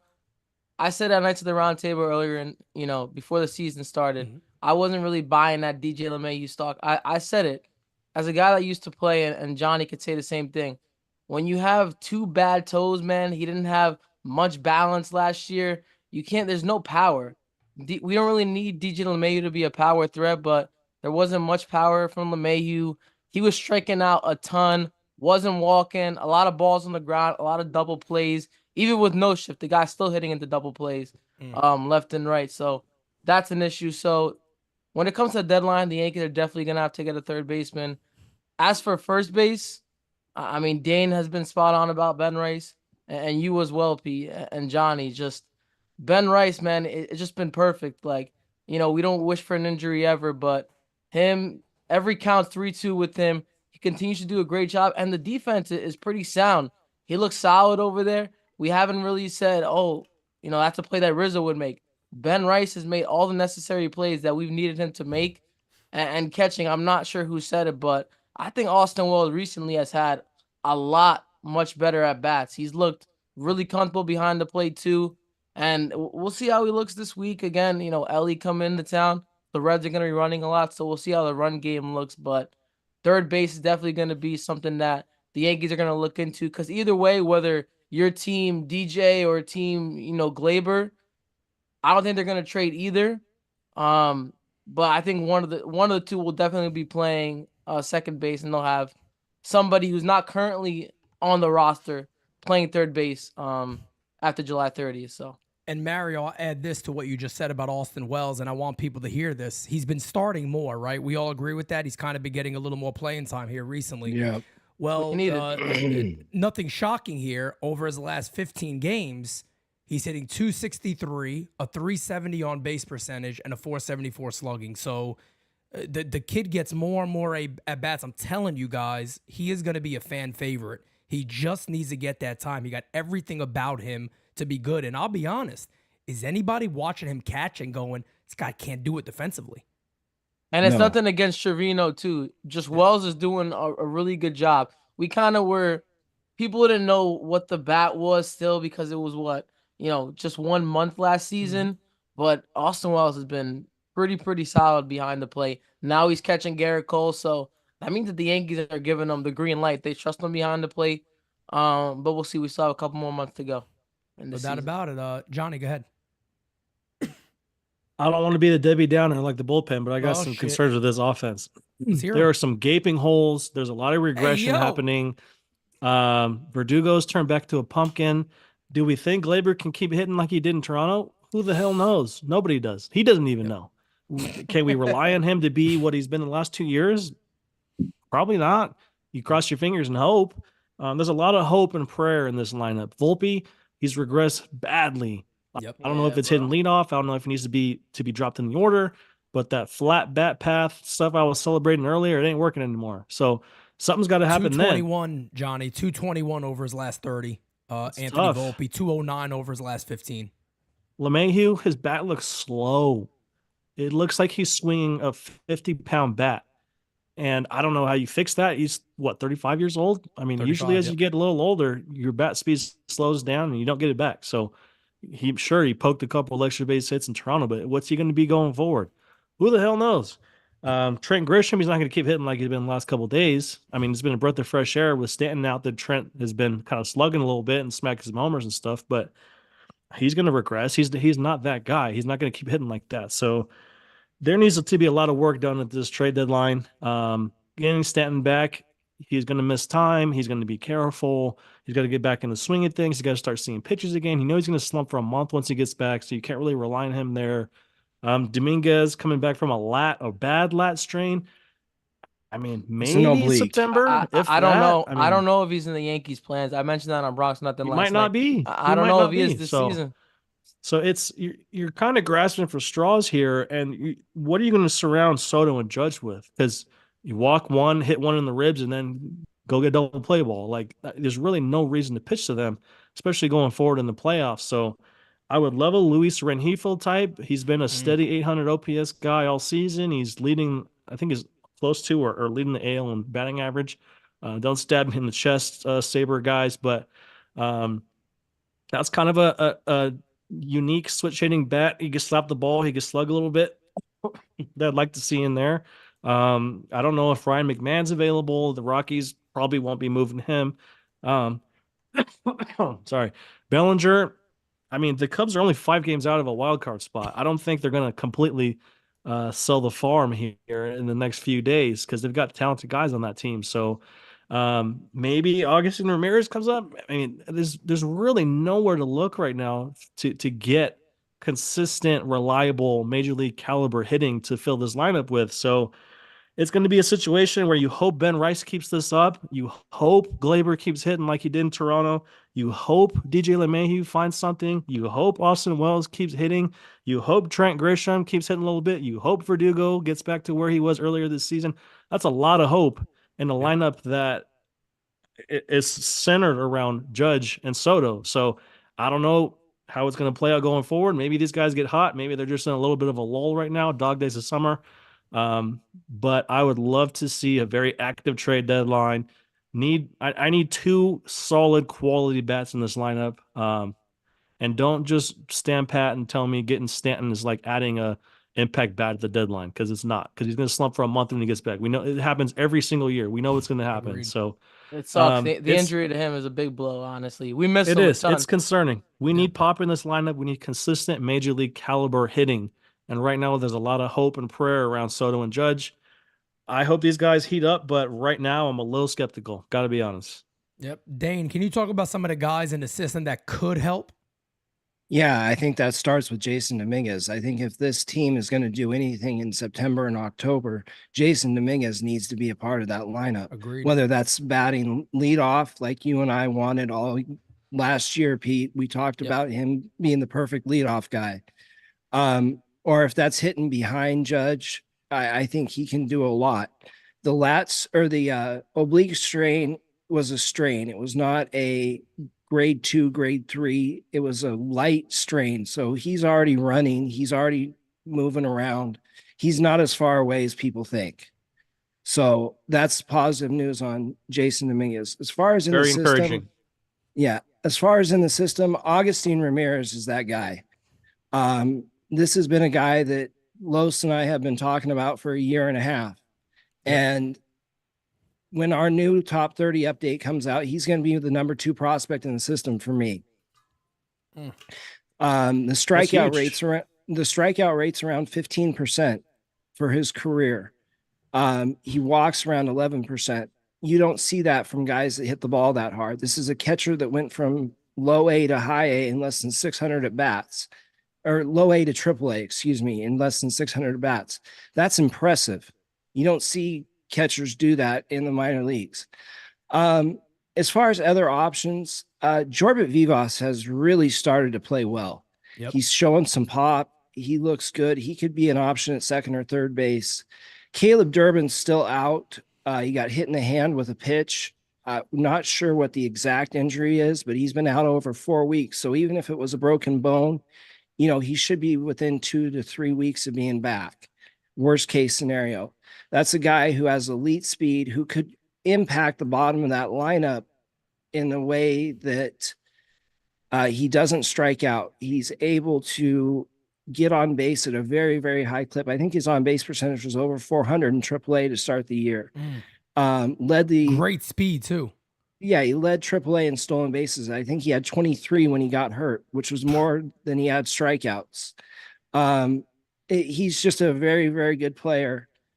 Oswald Peraza is starting to play better. I don't think that's going to be an option. You're seeing Spencer Jones turning it around like Jason Dominguez did. Big time.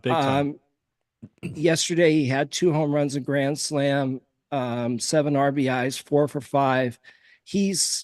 I don't know that we're going to see him, but, that's going to be an option down the road. Going back to Ben Rice. Ben Rice is everything that we had hoped he was going to be and more. Coming into last year, we didn't know what he was. And Pete, you'll remember we've gone back and had conversations about that. I was a late believer in him.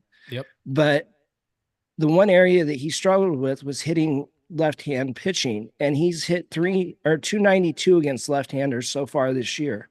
He's good. And you just need to give him some time to adjust. I think you're going to see the power come back probably starting this series. Now, jumping to Austin Wells. I'm a big Austin Wells believer. The kid has hit everywhere he's ever played baseball, going all the way back to high school when the Yankees drafted him the first time. And the defense has been much, much better. His pop times are better than Trevino. His arm is almost 10 miles an hour better than Trevino. Starting 4 or 5 times a week. Absolutely. And we knew that Trevino was always a first half guy, even in the year he won that platinum glove. The offense was good, got him the All-Star game, and then he fell off. Well, Wells can be that guy that comes in and handles that position for the majority of the time. And that bat plays and that left-hand power plays. I think he's going to be a real big part to the bottom of that order. So there's some help. Question if they can do, because I think if they can have Dominguez, a healthy Stanton back, maybe a Rengifo, maybe Augustine Ramirez, and one more guy, sign me up. I'm all in on that. But it's going to take that to turn this offense around. It's about fitting those guys on where they are, because the main thing for me is, and I've said this for a long time, and I don't know why, this is not something that the Yankees seem to have considered. The minute I found out that, Stanton was going to be out for a month, and knowing Stanton, it could be the whole fucking year. Nobody knows with this guy. I mean, we've seen this time and time again. It's very tricky with him. Me and Dane talked about this on the phone today. How the hell is Augustine not the guy when you're saying, well, what does he provide? He's a right-hander who doesn't strike out, and he hits for pop, and you don't got to worry about him catching. How is he not the guy that you insert there? Now, Dane, my question to you on that is, my belief is I don't think Augustine will ever be up this year as a catcher. But if there is a DH opening, do you see the Yankees capitalizing on that and letting him come up? That's a smarter Yankees question. And I think that they absolutely have to let him come up and DH. He's the most MLB ready bat that we have in that system right now. I think that you could see him come up and have a Gary Sanchez like impact when he first came up. Kev, what's up, bud? You hear me? You know, We hear you. Where did Dane go? Wait, hold on a second. Dane disappeared. Oh, Dane, damn. I got you. I Where got you. Dane There at? he is. Oh. There's that there I handsome am. son of a bitch.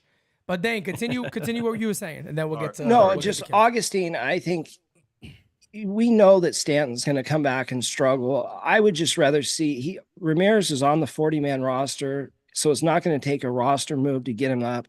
Get him up, get him in that DH spot. That's legitimate right-hand power. That's legitimate protection for Judge and Soto. I'm just a big Augustine fan. I'm right there with you. I mean, I think all of us are. I think all of us are here, and he's a guy that I also believe. The scary part about it is, Dane, you put this on me today.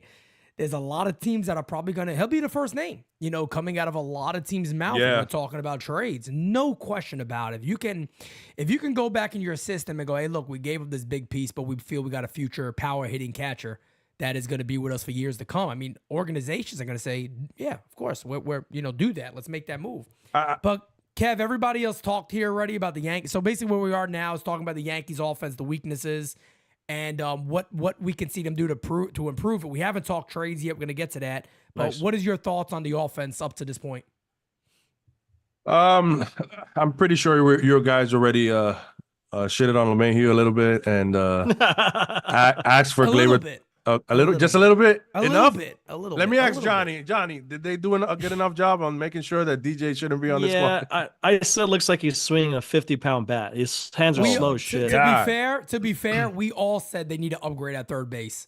We didn't necessarily. Not everybody said second base. We don't know what's going to happen with Gleyber, but definitely LeMahieu at third base is, to me, the major concern. And somebody said, I know we've talked about Rengifo, but a lot of people in the chat mentioned that his defense isn't great, so maybe the Yankees don't go that route. I mean, I know It's not as bad as people say. He's got 0 outs above average, and his DRS is like -2. So he's an raise my average. hand. He's an average. He's third close baseman. to average. I mean, I stick him there if he has an 800 OPS and he hits 300 the rest of the Who way. the fuck and he cares? poke some doubles. Like, sign me up. Like, I'll so much make a better than what we got. prediction. I'll I make a agree. prediction on him. And Kev, you already know I've said Luis Rengifo for a long time now. I Yeah. want him on this team. I believe if the believe analytic department is the one that is pushing Brian Cashman, he will not be a Yankee. They'll let analytics get in the way of bringing him over because his analytics aren't eye popping. I don't think the Yankees will bring him over due to that reason because Fishman's a dumb fuck. It needs to be fed to a wood chipper. Someone in the chat said a -9 outs above average. When you're looking at his numbers, especially on Fangraphs, look at him playing third base, not his cumulative of overall. every position he's played for the season. At third base specifically, because that's where he's going to play if we trade for him. So those are the numbers I'm looking at. I don't care what his numbers are anywhere else. Third base only. Correct. Kev? No, yeah, I want to double check. He has a 362 on base percentage, which I know analytics department like, and right now he has a 126 OPS plus.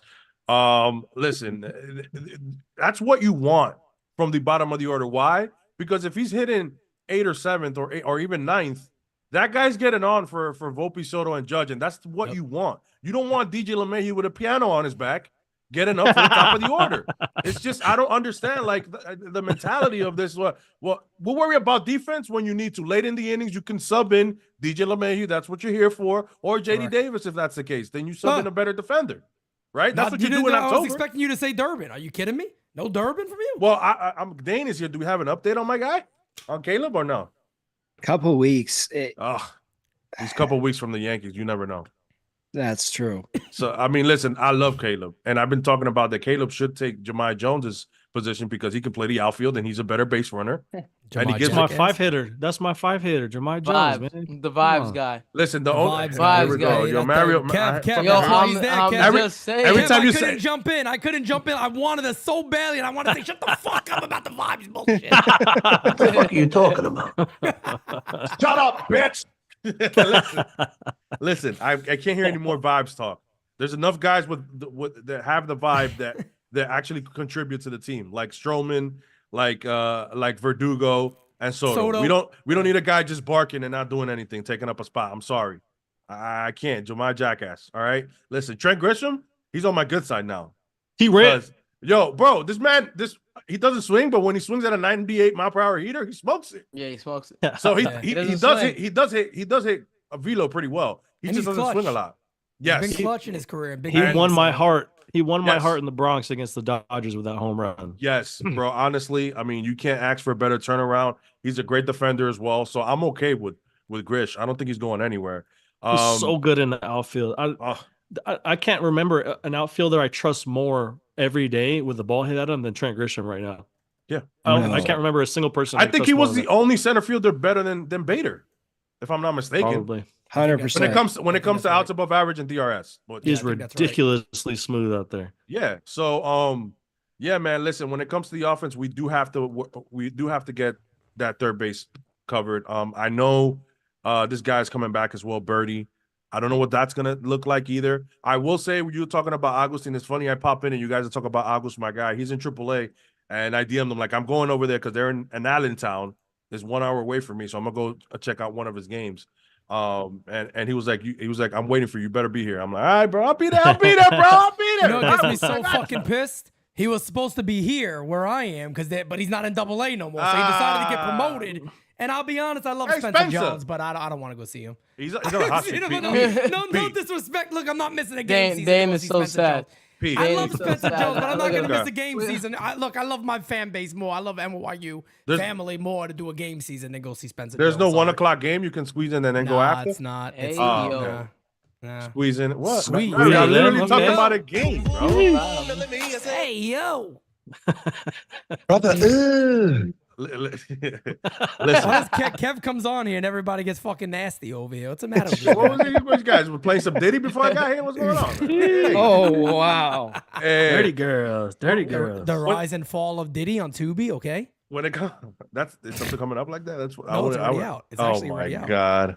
They had that Is shit it planned for really? years because the minute that shit got rated, it was ready? We got a show for you guys. I was gonna say about Agustin. I don't Okay. want to trade him for a rental. If it's a guy with some No. control, yeah. Can I throw something out there real quick? Because Dane Oh, threw this my out too. God. Because Dane got to piss me the fuck off. This is Dane- what Dane does to me. Dane, we He might gives have a me fake- agita. Yeah, we will have Algin at the trade deadline. I'm So I telling really you. want to and look, I'm just gonna come out and say it. Here at NYY, you got a little special place for Auguste because he follows us. He's always he's always quick to respond to us. He's an awesome friggin' dude for real. Yandy Diaz comes up No. and Tampa goes, we want Auguste to center that deal with maybe 2 lower level players.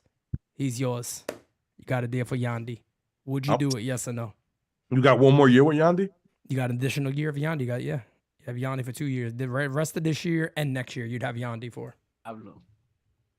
Jiro would say no. I know that. God damn it, Pete. Why would you do some stuff like that, bro? It's no, because these are going to be real conversations. I think everybody would say if we get Yandy Diaz, we're a better team. Are we not? Yes. I mean, we're a better team. No doubt about it. Yandy's a fucking animal. Yankee tax oh. too, bro. What is that? Yankee tax. You know that they're gonna be asking for a lot, That's what I'm especially saying. in division. We're talking about in division. Correct. So that's the That's problem. why I find it odd. I mean, I think they're going to It's the same ship thing with Arozarena. Vladdy. I don't think Vladdy's going to happen. Well, that's a I rental, don't and know. if they're not going to re-sign him, they know he can sign anywhere next year. So at this point, what the No. fuck? My- Vladdy No, got another Vladdy year. signed Yeah, through yeah, next you year. kept saying this. Oh, last he night. is? Yeah, Yeah, he it's got a another year and a year. half. Yeah. Yeah, he has Why- another year. So why are they talking about so much trades with him? Nah, that's not. That's Yeah, weird. yeah. Because Yandy's- they're trying to Yandy's maximize his OPS. value. What's his Yandy's OPS? OPS right now is about Volpe's. Yeah, but what is he like his last 30 games? He's been an animal. Like his He's season getting was better. He started off horrible, bro. horrible. Yeah, he man, did. really bad. He did, and his last 2 seasons before that, his OPS plus was 142, 150. Yeah, I think he'll be all right. He'll probably finish in the 120 to 130 range, I'll which find is it right now. way better than what Rizzo and I mean, listen, I love Ben Rice, but I don't know Well, if he Ben can Rice is play gonna third come. base. Can he play third? Yandy plays Yandy's third. played third most of his career, and then he moved him to first. I think he looks too brolic to play at third base right now. When's the last time he played So- third? Let me see. He So played his 31 last- innings last year. His last 30 games, 307, 346 on base percentage, 441 slugging. Last 15 He hasn't even played better third than base that. yet this season. Yeah, he hasn't played it this season. He played 30 innings last season, and he played in 2022. He played 800 innings and had a negative 14 RDS. I don't think fuck they. that. So yeah, that ain't gonna happen. Then Yeah, I- nah, that ain't then gonna I- happen. Hey, all them So- biceps for what? I'm All telling you, those he's biceps for a, nothing. he's a swole Cuban. He playing first Hey, base. he bro. is He's a Cuban, brolic. so that huge brownie points for me, pal. Okay, who? Oh, wait, this is another reason why you might need him on the team. Who had a Yeah, yeah, Cuban last year and won the World Series? Always. There's always And a he's- Cuban in the World Aroldis Series. Chapman? And he's also no. We know who. Oh, No, please. Wait, Adolis. think Adolis. about it. Adolis. Pete, seriously, last year Texas, the year before that, you got the Astros, right? Yeah. And that was obviously Jordan. The year before Yeah. that, you had the Braves with Soler. And they're all brolic. They're all fucking. And huge. they're all Cuban. That's what I'm And saying. they're So- all Cuban and all huge. Yandy Diaz is the key to winning this Huge. season. Huge. Huge. I think we were onto something here. I think we're on to Hey, something. man, Strong Cuban men win World Series. All of my family members win World Series. Let's just put it that way. That's it. You get a Cuban on a club look, that's it. And that's even why Seinfeld was so funny, because remember, George Steinbrenner and Seinfeld set George Costanza to go to Cuba to go look at prospects over there. So, okay, you want to talk shit about, he was ahead of his game, all right? But He was. some other names out there, I think Ryan McMahon's a guy that would fit the Yankees perfect. I don't believe they're going to deal him. I don't see that. I don't see that happening. Rengifo, we talked about. All the some Chaz? other names. Chaz? no. Who? Jazz. Chaz. Oh, from, Jazz Chisholm. Yeah, Chisholm. Jism. For second base, What's he looking like? What do right you now? do with Glaber then at that point? I mean, I don't think anybody gives a shit, but Put him at third base. It can't be any worse. I mean, Mario cares. Mario, I'm sorry. I apologize. Come on, bro. Come on. apologize. Come on, I'm pretty- brother. Come I'm pretty- on, Come brother. on, brother. Come on, brother. I'm pretty sure they work out like a three-way trade where they could send Glaber somewhere else, and I don't know. Yeah. But Jazz about a 750 OPS. Looks pretty good. He could play 14 he's second stolen a bases. terrible He's- he- defender. at second too, Dane. at second Yes. to them?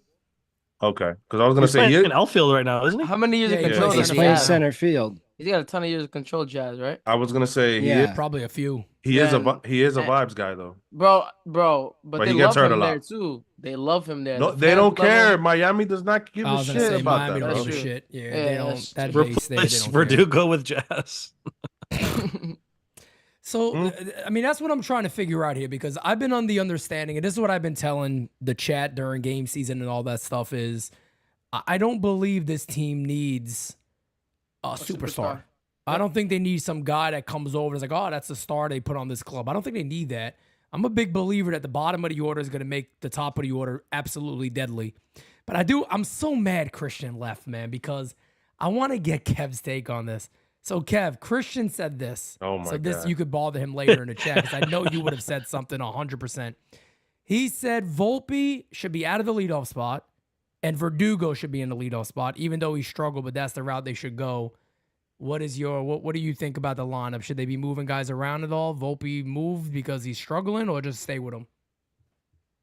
I mean, he did well when he was there. He's struggling right now, so it's not like if he was doing bad this whole time, I would tell you move him. But I don't think Doogie's the answer to lead off. I mean, I don't know. He's a guy. I love Doogie, but Doogie's a streaky guy. He reminds me of like J.R. Smith with the Knicks. He's a guy. Yeah, he's a very streaky guy, and he hits into a ton of double plays. If you're trying to eliminate that, I can see that being a way to do it. But no, I don't think Doogie should be leading off. Okay.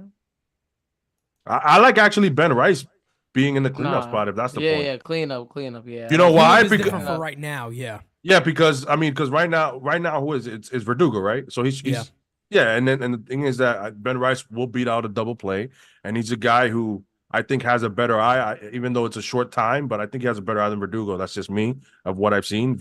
Ben Rice has never looked overmatched, dude. Never. And he's and I did catch the tail end of Christian's when he left, and he was saying that he's starting to hit the ball a lot more with some pop. And so why not play this kid every day? I get that the reverse splits, and here we go with that. If that's the case, then Trent Grisham should be hitting against lefties. So don't tell me that you want to sit Ben Rice to put JD Davis, but then you don't play Grish against lefties, because you can't sit Ben Rice against this. This is again the mistake that this team continues to make. There's too fucking. They want to be too smart for no reason. Just play him every day, man. What has Ben Rice showed so far that tells you, you know what? Maybe he shouldn't be facing lefties. The guy smacked Max Fried around, one of the best fucking lefties in Major League Baseball, and he looked comfortable. Like there was no crazy he faced Chris Sale. And Chris Sale. And how do you look against Chris Sale? Good. There hasn't been. Let me put it like this. And again, I'm calling every game. I'm seeing every single pitch.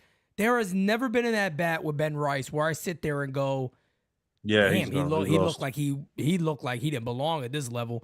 All I keep saying about Ben Rice is every fucking at bat he's 3-2. He goes 0-2 to 3-2. We saw that with Judge. We're seeing that a lot in the Yankee system here recently. That these guys' approach at the plate is very, very advanced. And again, Dane has been spot on when it comes to Ben Rice. He's been everything you want to see in a Yankee Stadium. You just got to keep him there. You got to keep him there. Now, here's my question to you guys. What do you do when Rizzo's healthy? I mean, we Send know him it's to the New York fucking Yankees. He could be the clubhouse chef. He can cook pizzas Let him be and the pasta. cheerleader. Let him be the cheerleader of the club, because I don't know how you sit there and go, plug him back in. See you, Ben Rice. can't. Sorry. You can't, right? What do you do there? There's no shot. I don't care how often he babysits Judge's dog.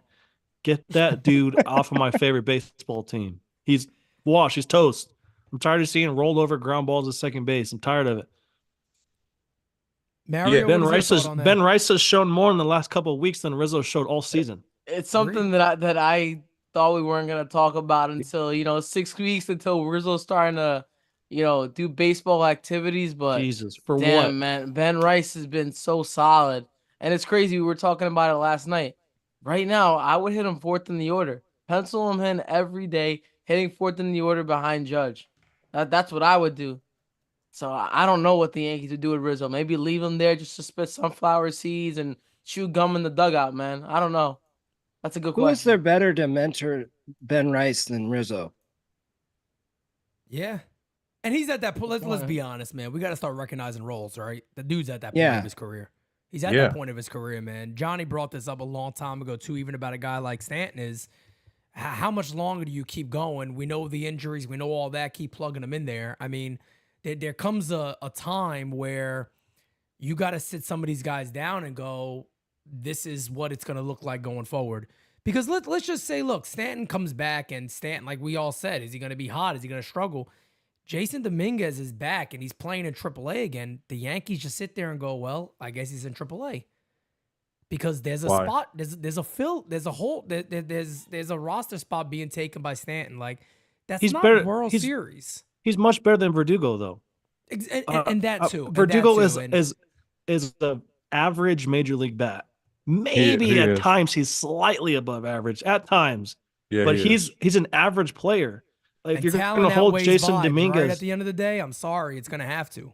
If you're going to hold a dynamic talent in the minors like Dominguez just because you got a dog in left field, you're stupid. Do you want to win baseball games, or do you want cute T-shirts? Like, well, this is what I mean, Johnny. To your point, I just want to piggyback on that, because it's like, if you give, and again, this is why I joke around spots like Jahmai Jones and these other guys, because if you bring up Jason Dominguez and then you don't owe Alex Verdugo anything.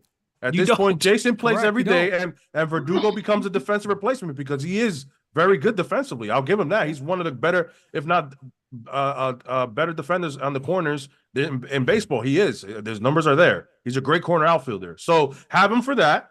He can cover some off days, and he's the defensive replacement late in the game when in October and stuff like that. It's not like he doesn't have a spot for Verdugo. And who would you rather have pinch hitting, Jahmai Jones or Verdugo?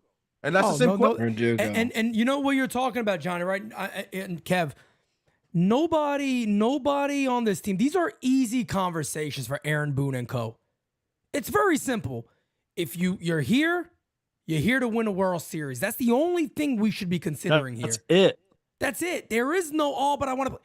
I would look at Verdugo. I want to play. You're a free fucking agent after that. You can do whatever you want. Yep. Fact of the matter is, do you want to play these last month and a half of baseball into the postseason and try to help this team win? Or, we could dump you. Well, what would you like? I mean, these are easy conversations. We want you here. We want you in this. But you got to put your best foot forward. And that is something the Yankees have not done in years and years and years and years. They do this shit with, like you guys said, J.D. Davis to platoon with Rice. Why? That's crazy. Why? Why are you taking a scrap heap from Oakland and saying, you know what? Our prospect can't hit lefties that we believe in, so we'll get J.D. Davis to help him. Fuck off, bro. That's not the way you look to win a fucking World Series. No. You don't do it that way. And there Caleb could be Durbin days, gets healthy. You bring him up. and there could be days where you give Judge a half day off, DH him, put That's Verdugo right. on left, and slide Dominguez to center. I mean, there's ways you can do the merry-go-round here. That's assuming that Stanton is out still. I don't know who comes back first, Stanton or Dominguez, but I mean, once Stanton gets back, I guess that kind of complicates things a little bit. But we don't know if he's gonna have a setback with his hamstring. I mean, he's pushing mid to late 30s here soon, and those things usually don't heal quickly for him, especially him. So Dominguez is probably a guy who might be ready a little quicker, according to Dane. He's didn't strain his lat, or is it a lat or oblique? Oblique. So it sounds like he didn't strain it as bad as some people initially thought. So I don't know. Maybe since he's 12 years old, he'll heal a little quicker and be ready faster. Who knows? But it's kind of a good problem to have. I mean, Verdugo's a solid major league average hitter. I mean, it's better than sticking Willie Calhoun out there like we used to the last couple of years. So I mean, it's a little bit, it's a better position now than we were in years past at left field. But Verdugo's kind of turned back into a pumpkin, and we're back to square one, searching for offense around Judge and Soto. So interesting kind of situation heading into the deadline. Yep, a couple of super chats we got here. Matthew says, Mario, what should we do with Torres? I want to hear from you, man. Mario! Let him play second base. They're not going to trade the guy for a mid reliever. Let him play second base. Let him or DJ figure it out. And I think Gleyber Torres is going to have a better year overall, or better next couple months. I mean, that's what I would do, but I don't think they're going to trade the guy. He keeps hitting like he did in Toronto. So fucking disrespectful that they tried to platoon Ben Rice. I'll add one more thing towards the conversation of calling up the young guys and putting your best foot forward. Let me ask you guys this question. If a team like the Baltimore Orioles, somebody went down, you think they would call up a prospect, or would they look for scrap heaps? Prospect. They're going in their endless 100%. Well of 3D printed blonde kids. That's exactly what they're gonna do. Some new blonde kid's gonna come out of nowhere and start. Yeah, playing he's gonna have him. an 850 OPS and 15 homers, and the Atlanta Braves do it. In our foreheads. The Dodgers do it. Every team that is serious about looking to win do it. Brian Cashman is still stuck in his old school ways of going find guys on the waiver wire and bring them on board to plug a hole for now. It makes no fucking sense. And Dane talks about this a lot. I tell the chat all the time. I understand that some people are sitting there going, the guys we've called up, they just all haven't panned out for years, and I got PTSD with the Yankees calling up guys. This ain't the system of Jeff Karstens and those guys anymore. This is really a different system. Since 2019, Jeff Karstens, fucking what's the other dude's name? Andy Phillips. I mean, it ain't that time frame for the Yankees anymore. They got legitimate guys, like legitimate players that you can sit there and go, yeah, plug it with this dude. That was a good deal when the Yankees brought over Yorbit Vivas. This is a guy who, if he didn't have that injury, Gleyber might be in some serious shit by now. He might have been knocking on the door. The Beater trade. I mean, there's a lot. Think about it this way. Go back the last 3-4 years. When you think about guys that fell flat on their face, Greg Bird, maybe I can name you three. Yeah. Bird, if some guys want to say Miggy, but look at Miggy now. That was how injuries. Miggy came up. Yeah, he was hurt a lot. Was predominantly injuries, man. Yeah, I wouldn't put him in there. Clint Frazier, that's number 2, and now you can say Peraza or Pereira. But besides that, everybody that the Yankees have called up, you can see in Jason, you can see it in Rice, you can see it in Austin Wells. Those guys don't look overmatched. Volpe. Those guys do not look overmatched. Luis Hill. There's a lot. Yogo. Man. Honestly, Yogo, they just maxed him out. They maxed him out because they were going to send him down, but he shouldn't. He's a 1-inning guy. Yep. Yes. No doubt about it. So I don't know where this consensus is that, we got to go to the clearance rack, to the thrift shop, and find guys from the fucking Oakland A's instead of calling school. Instead of calling your guys up, bro, and see what you got. You're losing like 15 people to roll 5. Give them a shot. It's one of the reasons what I always talk about. I talk about old school and a lot of things, but that's a negative of old school. To me, that's Brian Cashman being stuck in his ways of that's the easy way to go about business. When a lot of other teams would go, start the fucking clock, bro. What's the matter? Mm-hmm. Start the clock. Get them up here. You know, get these guys up here. Dane, how long has Yogo been on the 40-man for years? Since 2020. Oh the end of God. 2020. Yeah. It's been a long time. You need It's been bullpen a help, long time. and you need bullpen help, and you have Jack Neely there. Yeah. So I mean, we've known this, for a very, very long time with this club, and they just keep doing the same bullshit over and over again. So let's get into a couple of voicemails. Mario's gonna have to dip out at 11, but if you guys can still stay, we still got voicemails to get to. We'll get to as many as we can. Let's go ahead and, matter of fact, that's an old one. Let me delete this one. I want to get anything that is new for the show today. Give me 1 second here. Smacky to likey. Hitty, the subs up. We got still over 325 in here, so thank you guys. We got 3 likes away from 200. Great Let's turnout. get it, baby. Let's get it. Get The it. first, look at the first one, of course, is Macho King. Let's go. Nice. Oh, no, actually, it's Good not. fellas and gabagool. Psych. Oh, Yeah. the boy Cav Boogie, and man, the season is flying by quick. We are already in July, and Oh, I don't know what happened. Kev, What? you refresh it. No, Kev Boogie. Oh, Kev, no, Kev not you, Boogie, Kev. how Kev you- Boogie, your voicemail Boogie. just died, bro. Your voicemail literally just died. It went completely quiet after like 13 seconds. Boogie. Sorry, Kev. If you want to call on again, we'll get to you. In the Knights of the Round Table, Macho King in the house. How you doing? To the underground. Well, here we are at the Bulls if we're gonna compete with the Bulls for first place in the division. And I said the division is the way to the World Series because doing the whole thing. But the bigger the prize and the talent, the more it'll cost you. But I ain't giving up Brock Selvage no matter what. But when it comes to McMahon, you know they're going to ask for Jones. Because they all are. And for a championship, I trade the kid. But it's got to be for a starter, yeah, like Garrett Crochet. Dig it. That's the guy we got to get. And if it takes Jones, Warren, and Peter, we should do it, yeah. Tell me what you think. We're going straight to the top, and we're never going to stop. No, we're not. There's no retreat, no surrender, and no defeat. So buckle up and hold on to your seat and get yourselves macho, because we're going in. So Oh, good. yeah! Macho! The legendary Yeah, Macho man. King. Macho. Are you guys giving us Spencer Jones for Garrett Crochet or Crochet, No. whatever the hell his name is? I There's would, not a but single. that ain't gonna be enough. Garrett Crochet, his elbow is a ticking time bomb. As soon as we get him, it's gonna fucking Yeah. explode. Yeah. I can see that. I can see that I all don't- friggin' day. I mean, it's going to be interesting to see how this starting rotation bounces back from this horrendous stretch after pitching so well for so long. But I don't know if the Yankees are looking for that starting pitcher in the deadline. I think they're looking I at agree with you. I don't think they are. I think they're looking for bullpen and some offensive help. Like I don't see them going and trying to get something. Kev, I said this a little earlier, and I don't know if you agree or not, but I think the starters are here. If they fall on their face and Rodon is the guy we've seen recently and, Nestor Cortez is on and off and whatever it is, they're not going to fucking win anyway. So I don't think there's anybody else out there you could go back and go, oh, we got to add another big starter. Who? I don't think there's one player out there I'd trade Spencer Jones for right now. No shot. Wow. All right. If you could get McMahon for him, would you? Hell no. You just said no. I thought you would say He's going to be so much better than McMahon.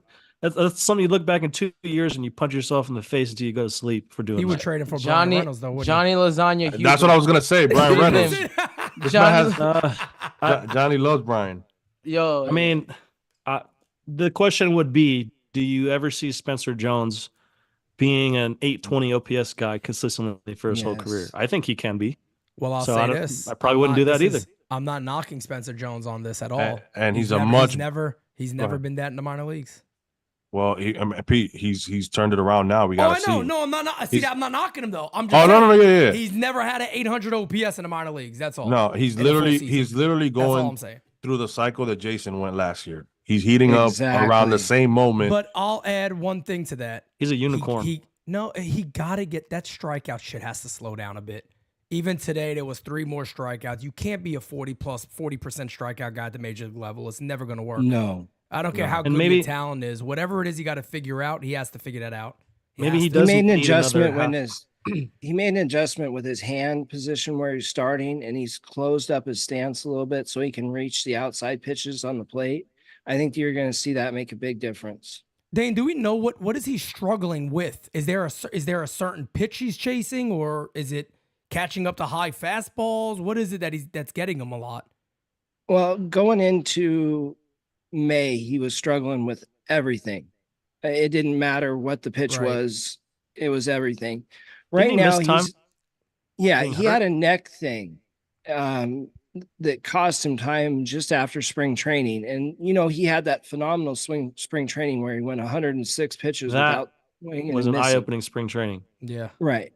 So then he injured his neck. Then he got another 3 days off after he came back. I think his neck was bothering him, and you're just starting to see him come back around right now. Possibly, very possible. I mean, if he can do what he did the last week for the entire month of July, and I don't know how long the minor league season went until August, September, late August, September. I mean, if these next couple of months he's just tearing the cover off the ball, he might be looked at as a guy that can start with the team in 2025. And I don't want to give a guy like that up with that potential for Rengifo or something. I mean, hell no. Oh no, not for Rengifo, but also even for McMahon, I don't see that at all. I mean, it's risky. It's very risky. The upside with Jones compared to you would have to be really sure. Like to me, there'd have to be guys in the organization that are like, it's not the improvement that we expected, and we have like legit concern now.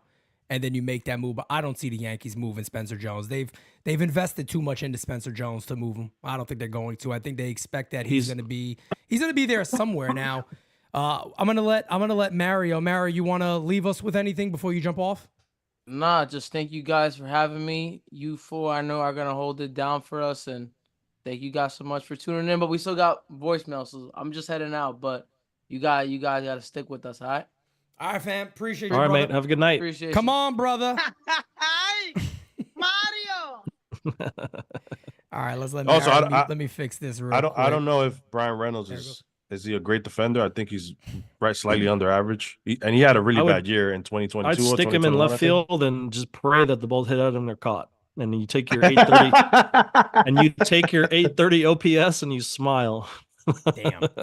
All right, let's keep up with let's get to another voicemail over here. And we got Dr. Jeff calling in. Let's take a listen to Dr. Jeff from good old California. Here we go. Yuck. What's up, Pete and Over You fam? This is Dr. J calling from California. Watching the Knights of the Round Table. I'll say that I am not satisfied. I am not satisfied with roster construction. I'm not satisfied with the Trashman and Fishman moves prior to the start of the season. I'm not satisfied as to where we are now approaching the trade deadline, doing not much of anything. I mean, they're making small moves, but nothing substantive. And I'm not satisfied because the Orioles look like a better team right now. Their roster construction looks better than ours. It's Volpe when he's hitting, and Soto and Judge. Glabass when he feels like actually playing baseball, and a bunch of old, not that good, negative WAR players. And that's all on trash can and fish face. Baboon is an idiot, and so he's always going to make mistakes and always going to mishandle bullpens or lineups or rosters based on whatever the binder tells him he should do that day. But the issue is roster construction around Cole and around Soto and Judge. That's the problem. And I think it's 4 moves. I think it's 4 players, at least 2 of them offensive and in the lineup, to shore up this team, and at least 1 starter and bullpen help from the minors to make this team World Series caliber. And I think right now the Orioles are closer than we are. Anyway, God bless them. What about you? Let's go Yanks. Have a good night. Thank you, Jeff. Appreciate it. Yeah, I think we all, a majority of us, definitely agree on Aaron Boone. Just to rephrase when we started the show, Kev, we said, are we satisfied with where the Yankees are record-wise right now? Forget the roster, forget any of that. And it was a resounding, of course, we're satisfied at where they are right now. They're tied for first place. Would you change at all on that, or where would you be on that? This is not talking about what they got to do in the future, just where they are come right now, July 1st, tied for first place with the Orioles. Are you satisfied with that position? Oh, no, 100%. I mean, I think all of us were scared to see how this rotation was going to look for those months without Cole. We all talked about it, and we were scared about the bullpen as well. For a fact, I mean, we thought the offense would be a little. Well, nobody expected, like I said, Glaber to be the way Glaber is offensively. Yeah. And then that kind of evens out or masks the resurgence of Giancarlo because Glaber has taken a step back. But there's, like I said before, there's no way I think that Glaber just out of nowhere shits the bed this way. I hope he's turning the corner now. But to your point about the record. To your question about the record, 100% I'm satisfied. I mean, I think you guys all said yes? Yeah, everybody was a resounding yes. I mean, I don't know how you couldn't be correct with where they are right now, because I talked about in spring training, we were all there. We found out about Cole. And we thought the season was over, man. You get Soto, and then this happens? It's like, Jesus Christ, how does that, it's unbelievable. But, going along with what Jeff said, there's a lot of fixes, but we also got to be honest. I mean, are the Yankees going to – anybody sees the Yankees making 5 or 6 trades? No. I don't know. I don't know. And look, we're going to be live for 24 hours on deadline day. I hope to God, because I told everybody. Took a lot of nerve. I'm not jumping off. I'm not jumping off the ledge right now. I'm waiting. But if we come past that deadline day – and it's like last year? And it's like last year, right? Middleton. And there's no couple of big moves made. It's just, Keenan Middleton, and that's it. They got 1 reliever. Let me tell you right now, I'm sitting there going, we are fucked. Yeah. Yep. We are fucked. They got to add something of significance. And not an all-star, doesn't have to be that. But they got, I keep saying this, it's got to be quantity to me over quality. Over that one big quality piece, you got to kind of break that down into smaller pieces and plug some holes up. But, if July 30th comes, man, and we're all live together and that shit happens, I don't think anybody's going to be in a great mood. No. I mean, we definitely weren't in a great mood last year. I can remember that. I'm like, how do you just sit there and literally do nothing? Kenyon Middleton, 30 minutes before the deadline was over. It was ridiculous. And then but I don't know who's at fault there, because after that we heard that it was Hal. I was like, no, don't sell off. I think Cash was Cash was about to sell some pieces, and Hal was like, no. So I mean, this year, hopefully, I mean, like Christian said before, this is going to be I think it's the most important deadline of Cashman's career when it comes to trade deadline. Before that, the boss pushed a lot of stuff, like Bobby Abreu in 03 and 04 and all. That was all the boss pushing. Now, since the boss hasn't been here, it's been him. And I can't remember. I'm trying to think about when was the last great addition at the deadline. Do you guys can remember any from last year? In my opinion, it would have been the year of Gallo and Rizzo. Well, Rizzo, which yes, was great, and Gallo what should year have was panned that? out. That was the same year, and I'm not talking about 2021. obviously. Yeah, I'm not talking about how it turned out, but I was excited for both. a couple of big names. I remember that we got Gallo, and nobody expected Rizzo. Yeah, that was out of Rizzo. nowhere. That trade came out of fucking nowhere. The Yankees got. That's Rizzo. what we were need, like, though. Whoa, Yeah, that's this what time. you need exactly. A surprising trade, and the other part to pan out, because did I love Gallo? No, I actually wanted Ketel Marte, and I wish we would have. Oh, yes. Because it would have been night and day. But again, the lefty with the home runs and the strikeouts and the on-base percentage, they went for that. And believe the Savant page, okay? He was a mental midget. Yeah, he was. And then I'm sorry, I don't know how you take over a guy like Ketel. We've seen Ketel in big spots. His team made it to the World Series last year. He fucking destroyed the Dodgers in the playoffs already. So, and he's a guy who could have played second base, and now we could have plugged him in at second base now, because so I don't. At the end of the day, that it's water under the bridge. But yeah, Cashman needs to have a trade deadline like that, where we didn't expect, like, holy shit, we just got Alex Bregman out of nowhere or something like that. I'm not saying, I'm just throwing a name out there, even though me and Pete have talked about it. But yeah, it's gonna be interesting with him too. Yandy Diaz. Here's a question going forward for the playoffs, because right now we're about tied for the division. Yep. Does winning the division matter anymore? One. And two, would you rather win the division and have that first round bye, or would you rather be playing throughout? That's the big question going forward. I want the division. I can't answer that yet, because it's going to be about keeping the staff. If you don't get that first round bye, the staff stays with live arms. And I'm not sure where that staff is going to be when it comes to the playoffs. So I can't answer that question just yet. Rest versus rust. I'm weird like that, man. I don't put too much. I don't put too much like looking into this. I just can't. I just can't sit here and go, I'm comfortable with the wild card. I can't do it.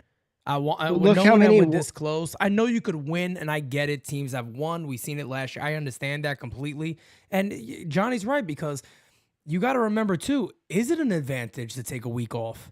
Is it an advantage to take all that time off and maybe get cold and you don't know who the hell they look? Teams, we know how the Yankees are. They've been a bit streaky. So teams like the Dodgers last year, didn't like it. The Orioles too. You look at that and you go, damn. I mean, they got that time off, and now look at us. Are we prepared? Are we ready to play? I don't know, but punching them out. It's hard for me. It's hard for me to say I'll be okay and settle with a wild card. I understand it's any team can win. I completely get that, but I want that division.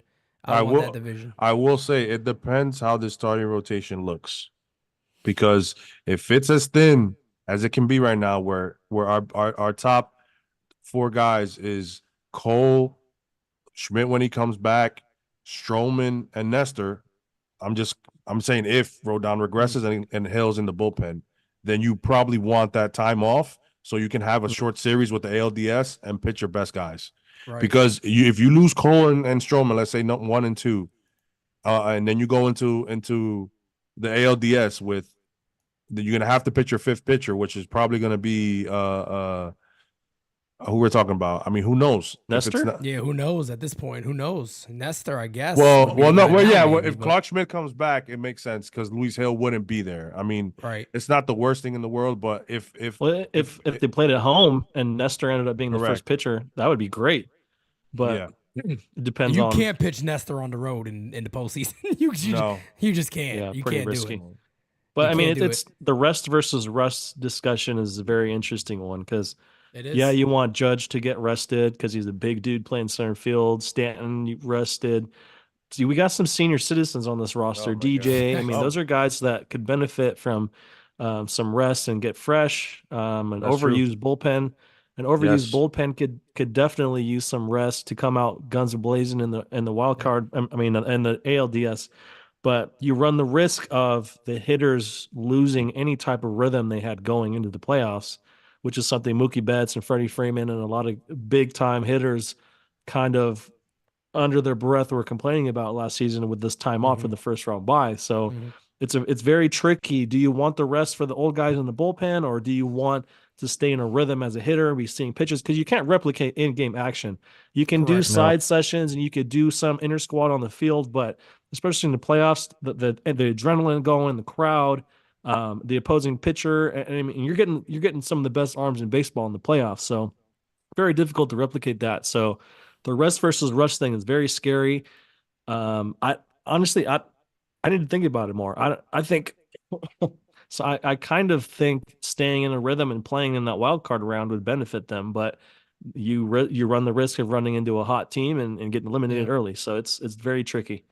It's definitely a tricky question, and we obviously want the Yankees to win as many games as possible the rest of the year, and Right. we'll see what happens. Obviously, Baltimore has the youth advantage. We already know that, and they got problems too over there, though. I have a couple of Orioles fans that are kind of like how we are over here. We're not just going to be biased towards the Yankees. We see it like it is, and a lot of them have even told me, look, we have problems. It is going to come down to that deadline. Is the new ownership going to say, yeah, go make moves, go move some guys, go fill up this bullpen? That's scary because they who probably the fuck will. is trusting Kimbrel? I mean, if you're the Orioles and you go, it's a one-run game in the postseason, Kimbrel's the guy coming in.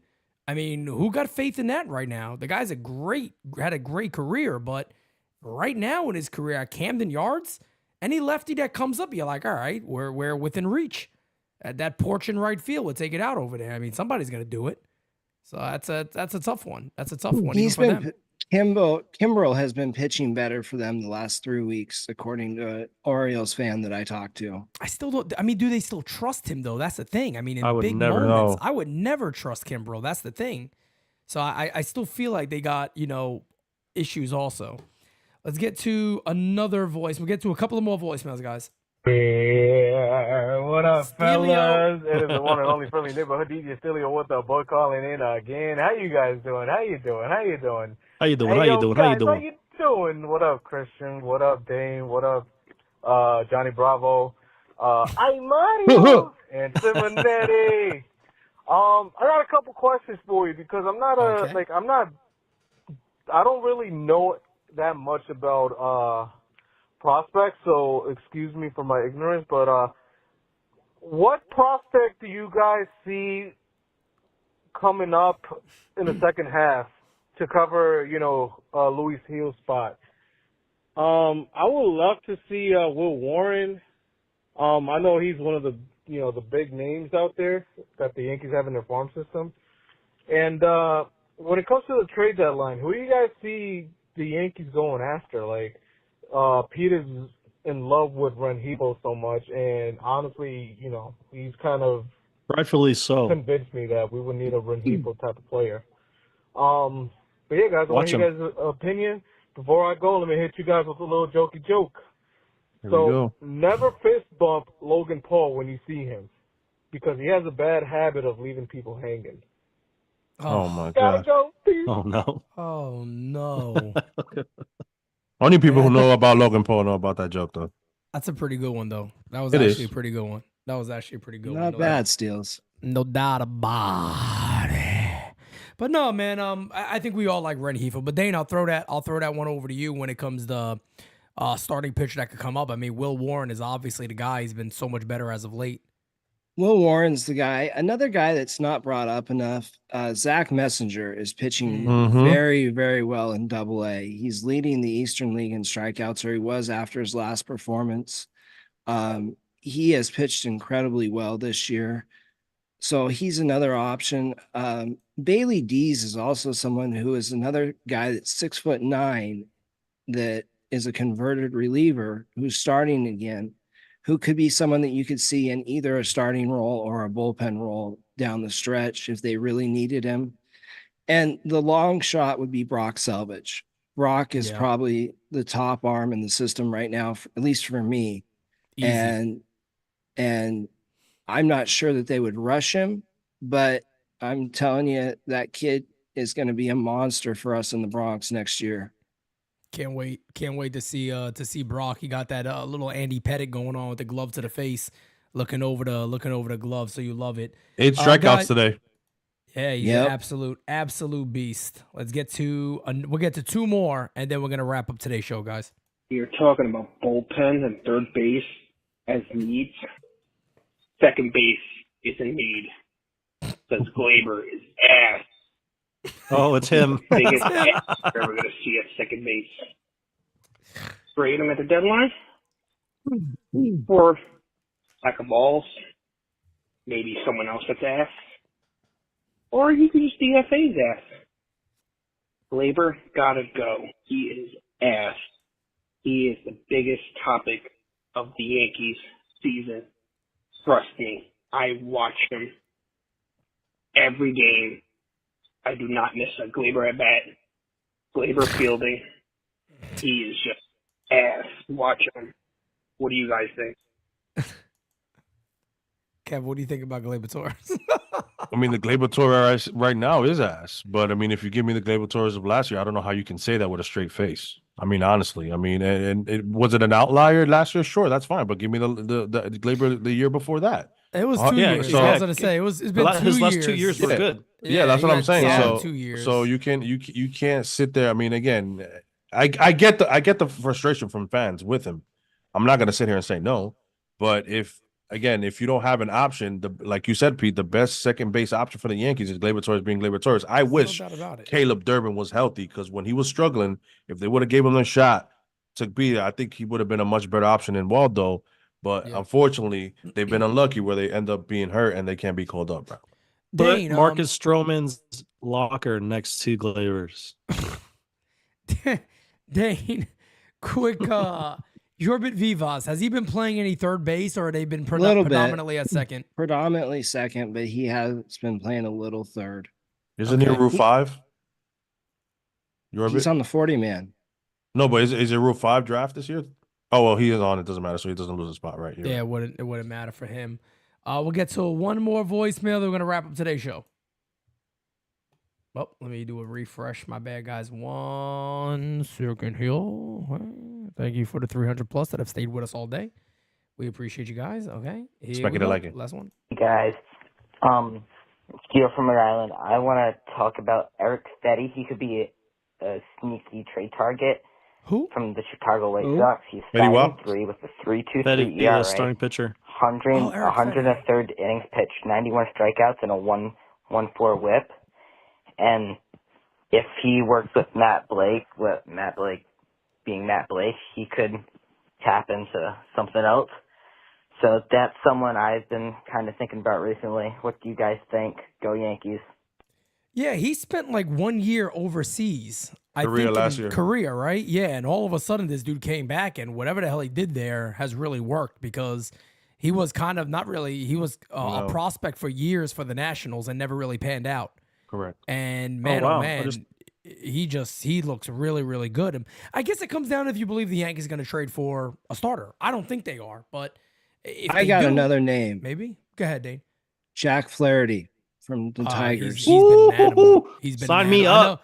Johnny loves him. You know why? He hits that 98, baby. He does. And he's looked really, really good this year. The year after I graduated high school, Flaherty, Freed, and who's the other guy they played with? The guy with the beard. I forgot his fucking name. Those a lot of change ups. No, not him. Giolito. Those three were all on the same team, and they all played out here. And I was like, damn, if I would have been 1 year longer, I would have faced Max Fried. But pretty crazy that there's still a couple of those guys floating around in the bigs after all these years. How was your at bats against him? I didn't face him. I graduated. Okay. If I was like 1 year younger, I would have faced him. But damn, crazy. Damn, Johnny would have took him yard. That's all. Okay. All right, here to win Jack. I would have said hit in the air to deep right field. It's funny because Rizzo took Joey Bag of Donuts deep in high school. Damn. Really? Yeah. Yeah. Joey Bag of Donuts talks about that. Yeah. Joey Bag of Donuts. Rizzo said, over. Tonkin is 2 years older than me too, but I remember watching him pitch when he was in high school. Super tall, long, lanky, throwing mid-90s. I was like, holy fuck. Is this what high school baseball's all about? But I mean, the guy was an outlier, but it's crazy. It doesn't surprise me that he's doing well with the Yankees right now, because even when I was in junior college and he was hanging around getting ready for spring training, watching his bullpens from behind the plate, dude, his sinker runs like crazy, and his breaking ball comes out from this weird side angle and it sweeps across the whole plate. So, I mean, Matt Blake probably saw that and was like, "Hey, fuck it, well, let's do it." And this is exactly what I need. Yeah, there's a kid around. There's a kid here in Pennington. He throws 95. He's a lefty. So yeah. Well, he'll have a chance. Yeah, he'll have a shot. Like the kids all throw gas these days because there's all these velocity labs and all this training and all this shit. But like 10, 12 years ago, I mean, to see a dude throwing 90 in high school was rare. I was like, whoa. Oh yeah. Caught your attention. But now, I mean, now all these kids throw 90, so it's not even a big deal anymore. But crazy. I was gonna say Flaherty is making 14 million, so that would be like Yankees would have to pay that because it'll be 7 million. Unless they be about 14, 15. Yeah, unless they Detroit eat some of that. Unless I Depending mean, if on they if get they're getting Spencer Jones back, if they're getting no, if they get some nice probably. if they get some nice prospects, maybe, or also you could offload like maybe a Mr. Changeup, Canely, because I'll throw another one by you guys real quick. What the fuck's wrong with this guy? I'll throw another one by you guys real Canely quick. You open that trade a little more. What if you got somebody like him and you took back Gio? Urshela's having a good year. Not huge OPS, but plays third base well. Could platoon a little bit, get more time over there than DJ, mix it up some.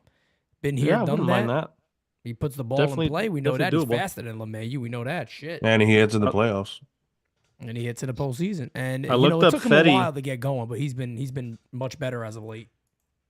Yeah, I looked up Fetty, and he's throwing 100 innings, and he's got a 3.23 ERA. So I mean, yeah, that's a low key sneaky trade. I like it. I do feel like he's never pitched more than 130, maybe, I think. And I don't know how much he pitched in Korea. So I mean, he's at 100 innings now. So it's gonna be interesting. But that's a sneaky trade if you don't gotta give up much. Could be a good middle reliever. It could be like when we picked up Luke Weaver, kind of this similar situation. Yeah, starting pitcher, decent stuff. Put him on the bullpen. His stuff plays up a little bit. Could be a decent ad.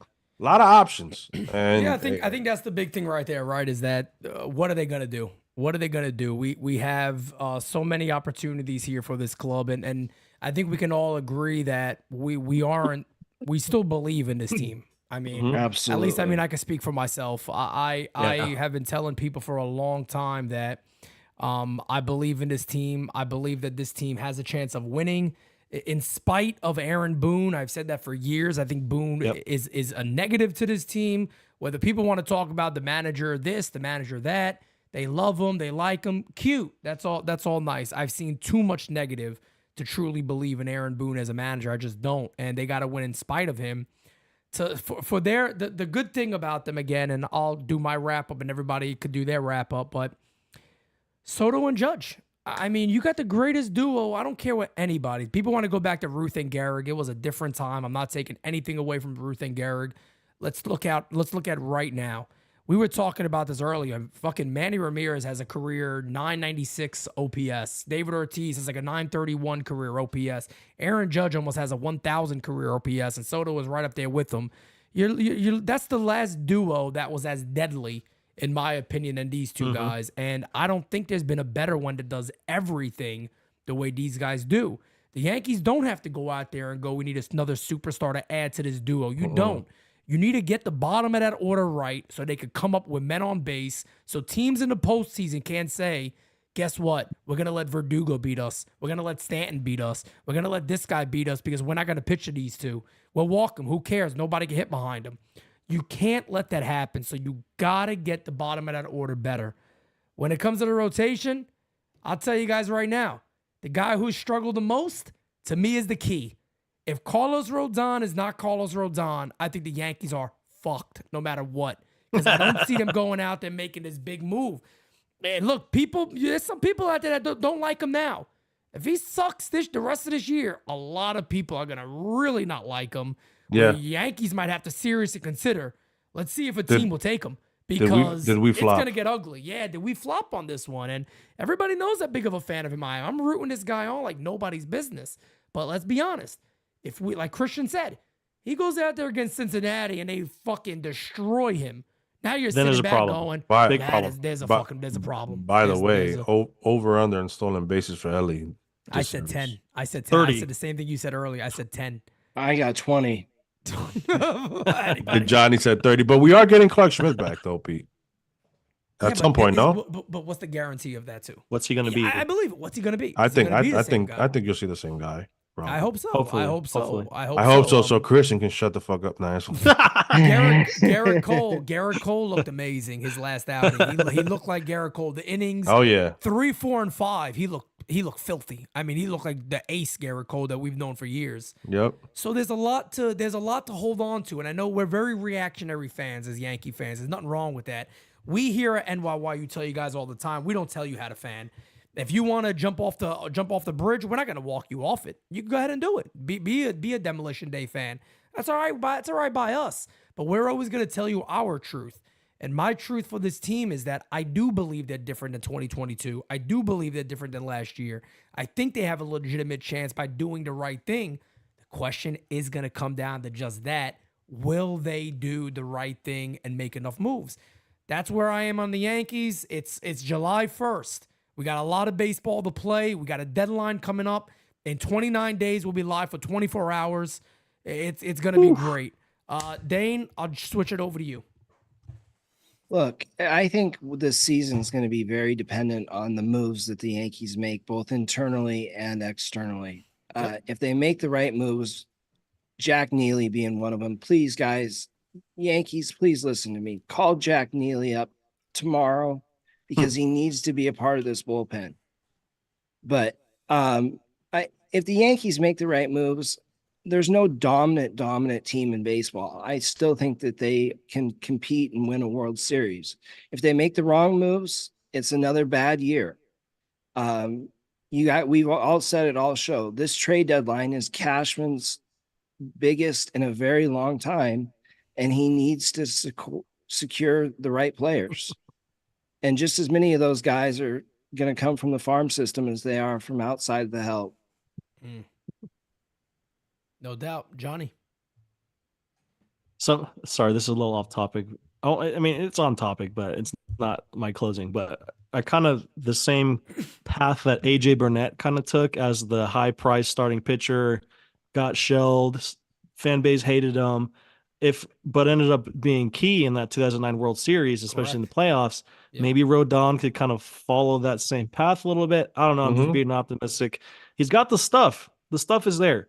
Yep. Stop throwing your fastball over the middle of the plate, and good things will happen. I promise you that. It's not rocket science. If you throw 97, live above the zone, hit some corners, pound in, but work that changeup. Yes. The cutter and the slider are too similar. They both go the same direction to right-handers. You got to work that changeup down and away from righties because it's going to make that 97 look even better. It's going to make that heater even better when you're mixing that changeup. On the changeup. So, I don't know why he doesn't use it more. He gets a lot of swings. He has and misses. to. I don't think he's confident in it yet. I think it's still a little new. He's kind of gone away from it, which is he has. A changeup is not an easy pitch to throw, especially when you don't come up throwing it. This is kind of something he's learned. The grip is weird. It comes out of your hand weird. You try not to slow down your arm motion to make it similar arm speed to a fastball. It's not an easy pitch to throw, but he's got a good one. So someone needs to get into his ear and get him confident in that pitch more because he needs that against right-handers. He cannot be getting his heater smoke like that the way it did against the Braves. No. So he's got to adjust. And I think he can adjust. I'm confident in him. I loved him on the Giants. I was very excited when they signed him. So I still always have confidence in him that he's going to figure it out. He's a little bit of a head case right now. Hopefully he gets his confidence back against the Reds, but we'll see. But my wrap up, I mean, we got problems in the bullpen and we got some holes in the offense. There's a lot of hope and prayer in the offense. There's a lot of bargain bin guys floating around the bullpen, a bunch of Bickfords and Caleb Fergusons and a bunch of goofy guys like that. That's not going to cut it. So there's work to do at the deadline. I don't know if some of the young guys are going to come up and make an impact, but you can't rely on young guys in October. That's a recipe for disaster. So they can contribute, but you can't rely on them solely to save this bullpen. Good point. I'm looking for a big trade deadline. I'm looking for great acquisitions. I'm looking for Cashman to stick his chest out, grab his nuts and be a man and go fill this team with good players because Juan Soto is not guaranteed to come back next year. This is your legacy run right here, Brian Cashman. So grab your nuts and show me you're a man and put some good baseball players on this team so we can win a damn World Series. It's been 14 going on 15 years and we're tired of this shit. So figure it out. This is the year you're right there in the division. You're right there battling with the Orioles. The American League is pretty wide open. Go get it. It's right there in front of you, as Aaron Boone would say. I'm not going to pound the table, though, because I'm going to knock my shit over. But right in front of us. Go out and get good baseball players. Put some good players around Aaron Judge and Juan Soto and go win the damn World Series. I'm done. Agreed. I'll just add this Boone quote. You know, I just felt like it was kind of bullying, frankly. Oh, Pete. But no, I really do hope, Kev, before you go, Johnny says something so true. And look, I like to kind of visualize things that happen in the future. I hope to God we are fucking smashing beers together on the 30th because the Yankees made some big moves that shock all of us. And we're breaking that with you guys and talking about it and excited as fuck because the rest of the year should be really fun and exciting for us. So hopefully that does happen. Kev, go ahead. Gonna grab my nuts. Made grab his sure I nuts? Okay. made Lower the sure camera made so I can see. Make Hey, sure I made yo. some trades. Hey, yo. Johnny. Gio No Urshela empty is- promises around here. Put your Gio name on Urshela it. is no Josh Donaldson. Okay. Listen. Hey. To your point about Rodon, though, Okay. just to just touch on that right quick. If he does end up being that AJ Burnett type, are the Yankees really mad if this guy gets, because if he goes on a stretch like in the beginning of the year in October, where he's good, and then he ends up being just a 4 ERA guy the rest of his career, I don't give a shit. You were good when we needed you, and the Yankees won, honestly. So That's all I want. The rest of his contract could be a fucking disaster. I want one ring, just one, please. and you Yeah. have, and If you're you healthy, get a ring, I don't give a fuck what you you're- do the rest of your career. and You Don't Rodon care. is and Rodon is healthy, and he has the time to figure it out from here to October. So, that being said, you guys touch on every on the office and all that. I will say, it's funny that he said Bigford and Buckford and whatever. It feels like Bigford and fucking Ferguson and all these other. the Yankees got Nobody the- said been- Bigfoot, Dane. Hold Take it on. easy. The Yankees got a bunch of Sesame Place fucking relievers is what they got right there. Like, listen, I hope I'm not gonna sit here and talk a lot. I honestly agree with you, Pete. I hope we're chugging beers on July 30th that the Yankees, that Cashman just did a field from trade from left field that nobody expected. Dan, and I hope that me, you, and Carlos aren't hurting for some of the guys that we really like down there that we never see get a shot. Honestly, the Yankees do have to. This is the time where, honestly, stop with the bickering about the clearance rack. Next year, you're not gonna, if you're gonna re-sign Soto, you're not gonna have a second baseman. Give the guys that you think are gonna be here next year. Give them some at bats. Give them some opportunity. If not, let them go. Because what's the fucking point? You're gonna be in the same position next year because you don't know who you're gonna have, right? So I hope at some point we see Caleb Durbin. I hope at some point maybe we see Yorber Vivas. I don't care. I'd rather see Caleb though. But to Johnny, I know Johnny said that we shouldn't rely on rookies, but also I do think that there is a spot on the October roster for Jason Dominguez. 100% and Ben Rice. That's the exception. Yeah. That's the wild card right there. He's the Martian for a reason. He's not normal. I was talking mostly about like relievers pitching. Oh no, I know what Listen you to mean. this Of idea. course. We didn't talk about this today, but can you friggin' imagine if let's say that and Dane believes that Jason Dominguez is well ahead of schedule. He's already running, so it looks like he's starting to slowly ramp up to be back. So I don't expect, unless something were to happen again, he should play at some point this year. Can you imagine if the Yankees get a healthy Dominguez, Anthony Volpe gets moved back down to the bottom of the order, they traded for a third baseman, and the top of the order becomes Dominguez, Soto, Judge? I mean, to start a game, that would be fucking terrifying for clubs because Judge may be coming up immediately with two guys on base because they all three of them have great eyes. Yeah. Great eyes. They walk. Dominguez is not a guy that goes up there going, I'm looking for a first pitch fastball. He gets into good counts. That's what he does. And he that hits, would be he hits devastating. pitches, man. He punished his mistakes. Yes, that would be fucking devastating to every club if that could happen. Bregman at cleanup, Ben Rice at fifth. Bregman sign me up. Bregman ain't going nowhere, bro. I like that idea early, but that team got too much pride to be like, we're not going to make the postseason this year. They're only 3.5 games out of the division now. They'll be there. They don't have enough starting pitching to compete. Yeah, though. that's what I'm saying. But look It's how going to be good interesting. but what have they done the last? They've been one of the better teams in I baseball. think they're getting over the last Garcia month. back and Framber just got back. Yeah, Framber, I there you will go. see what happens. But this is only one, guys. Again, you guys know Nights at the Roundtable will be back. Thank you guys again for everything that this chat has done. We had well over 300 plus people. I think we got to 355 at one point today. Great so turnout. thank you guys. Again, a late show. 9 o'clock is approaching 12 here on the East Coast. Johnny, of course, is still early for him. He's gonna go down some Coors Lights after this probably, and that's it. And do Not his tonight. thing. Not tonight. But my understanding is, Johnny, you'll be back on post game. Yep, tomorrow. So everybody can be excited about that. They've been asking about Johnny coming back on post games. Yeah, I've been. And of course, really guys, sick. everything here is good to go at NYU. You guys already know the deal, man. We're growing like crazy. We got a ton of shit coming up over the next couple of months for you guys. It's gonna be amazing. But with that being said, until next time, we out of here. Peace, baby. Bye, guys.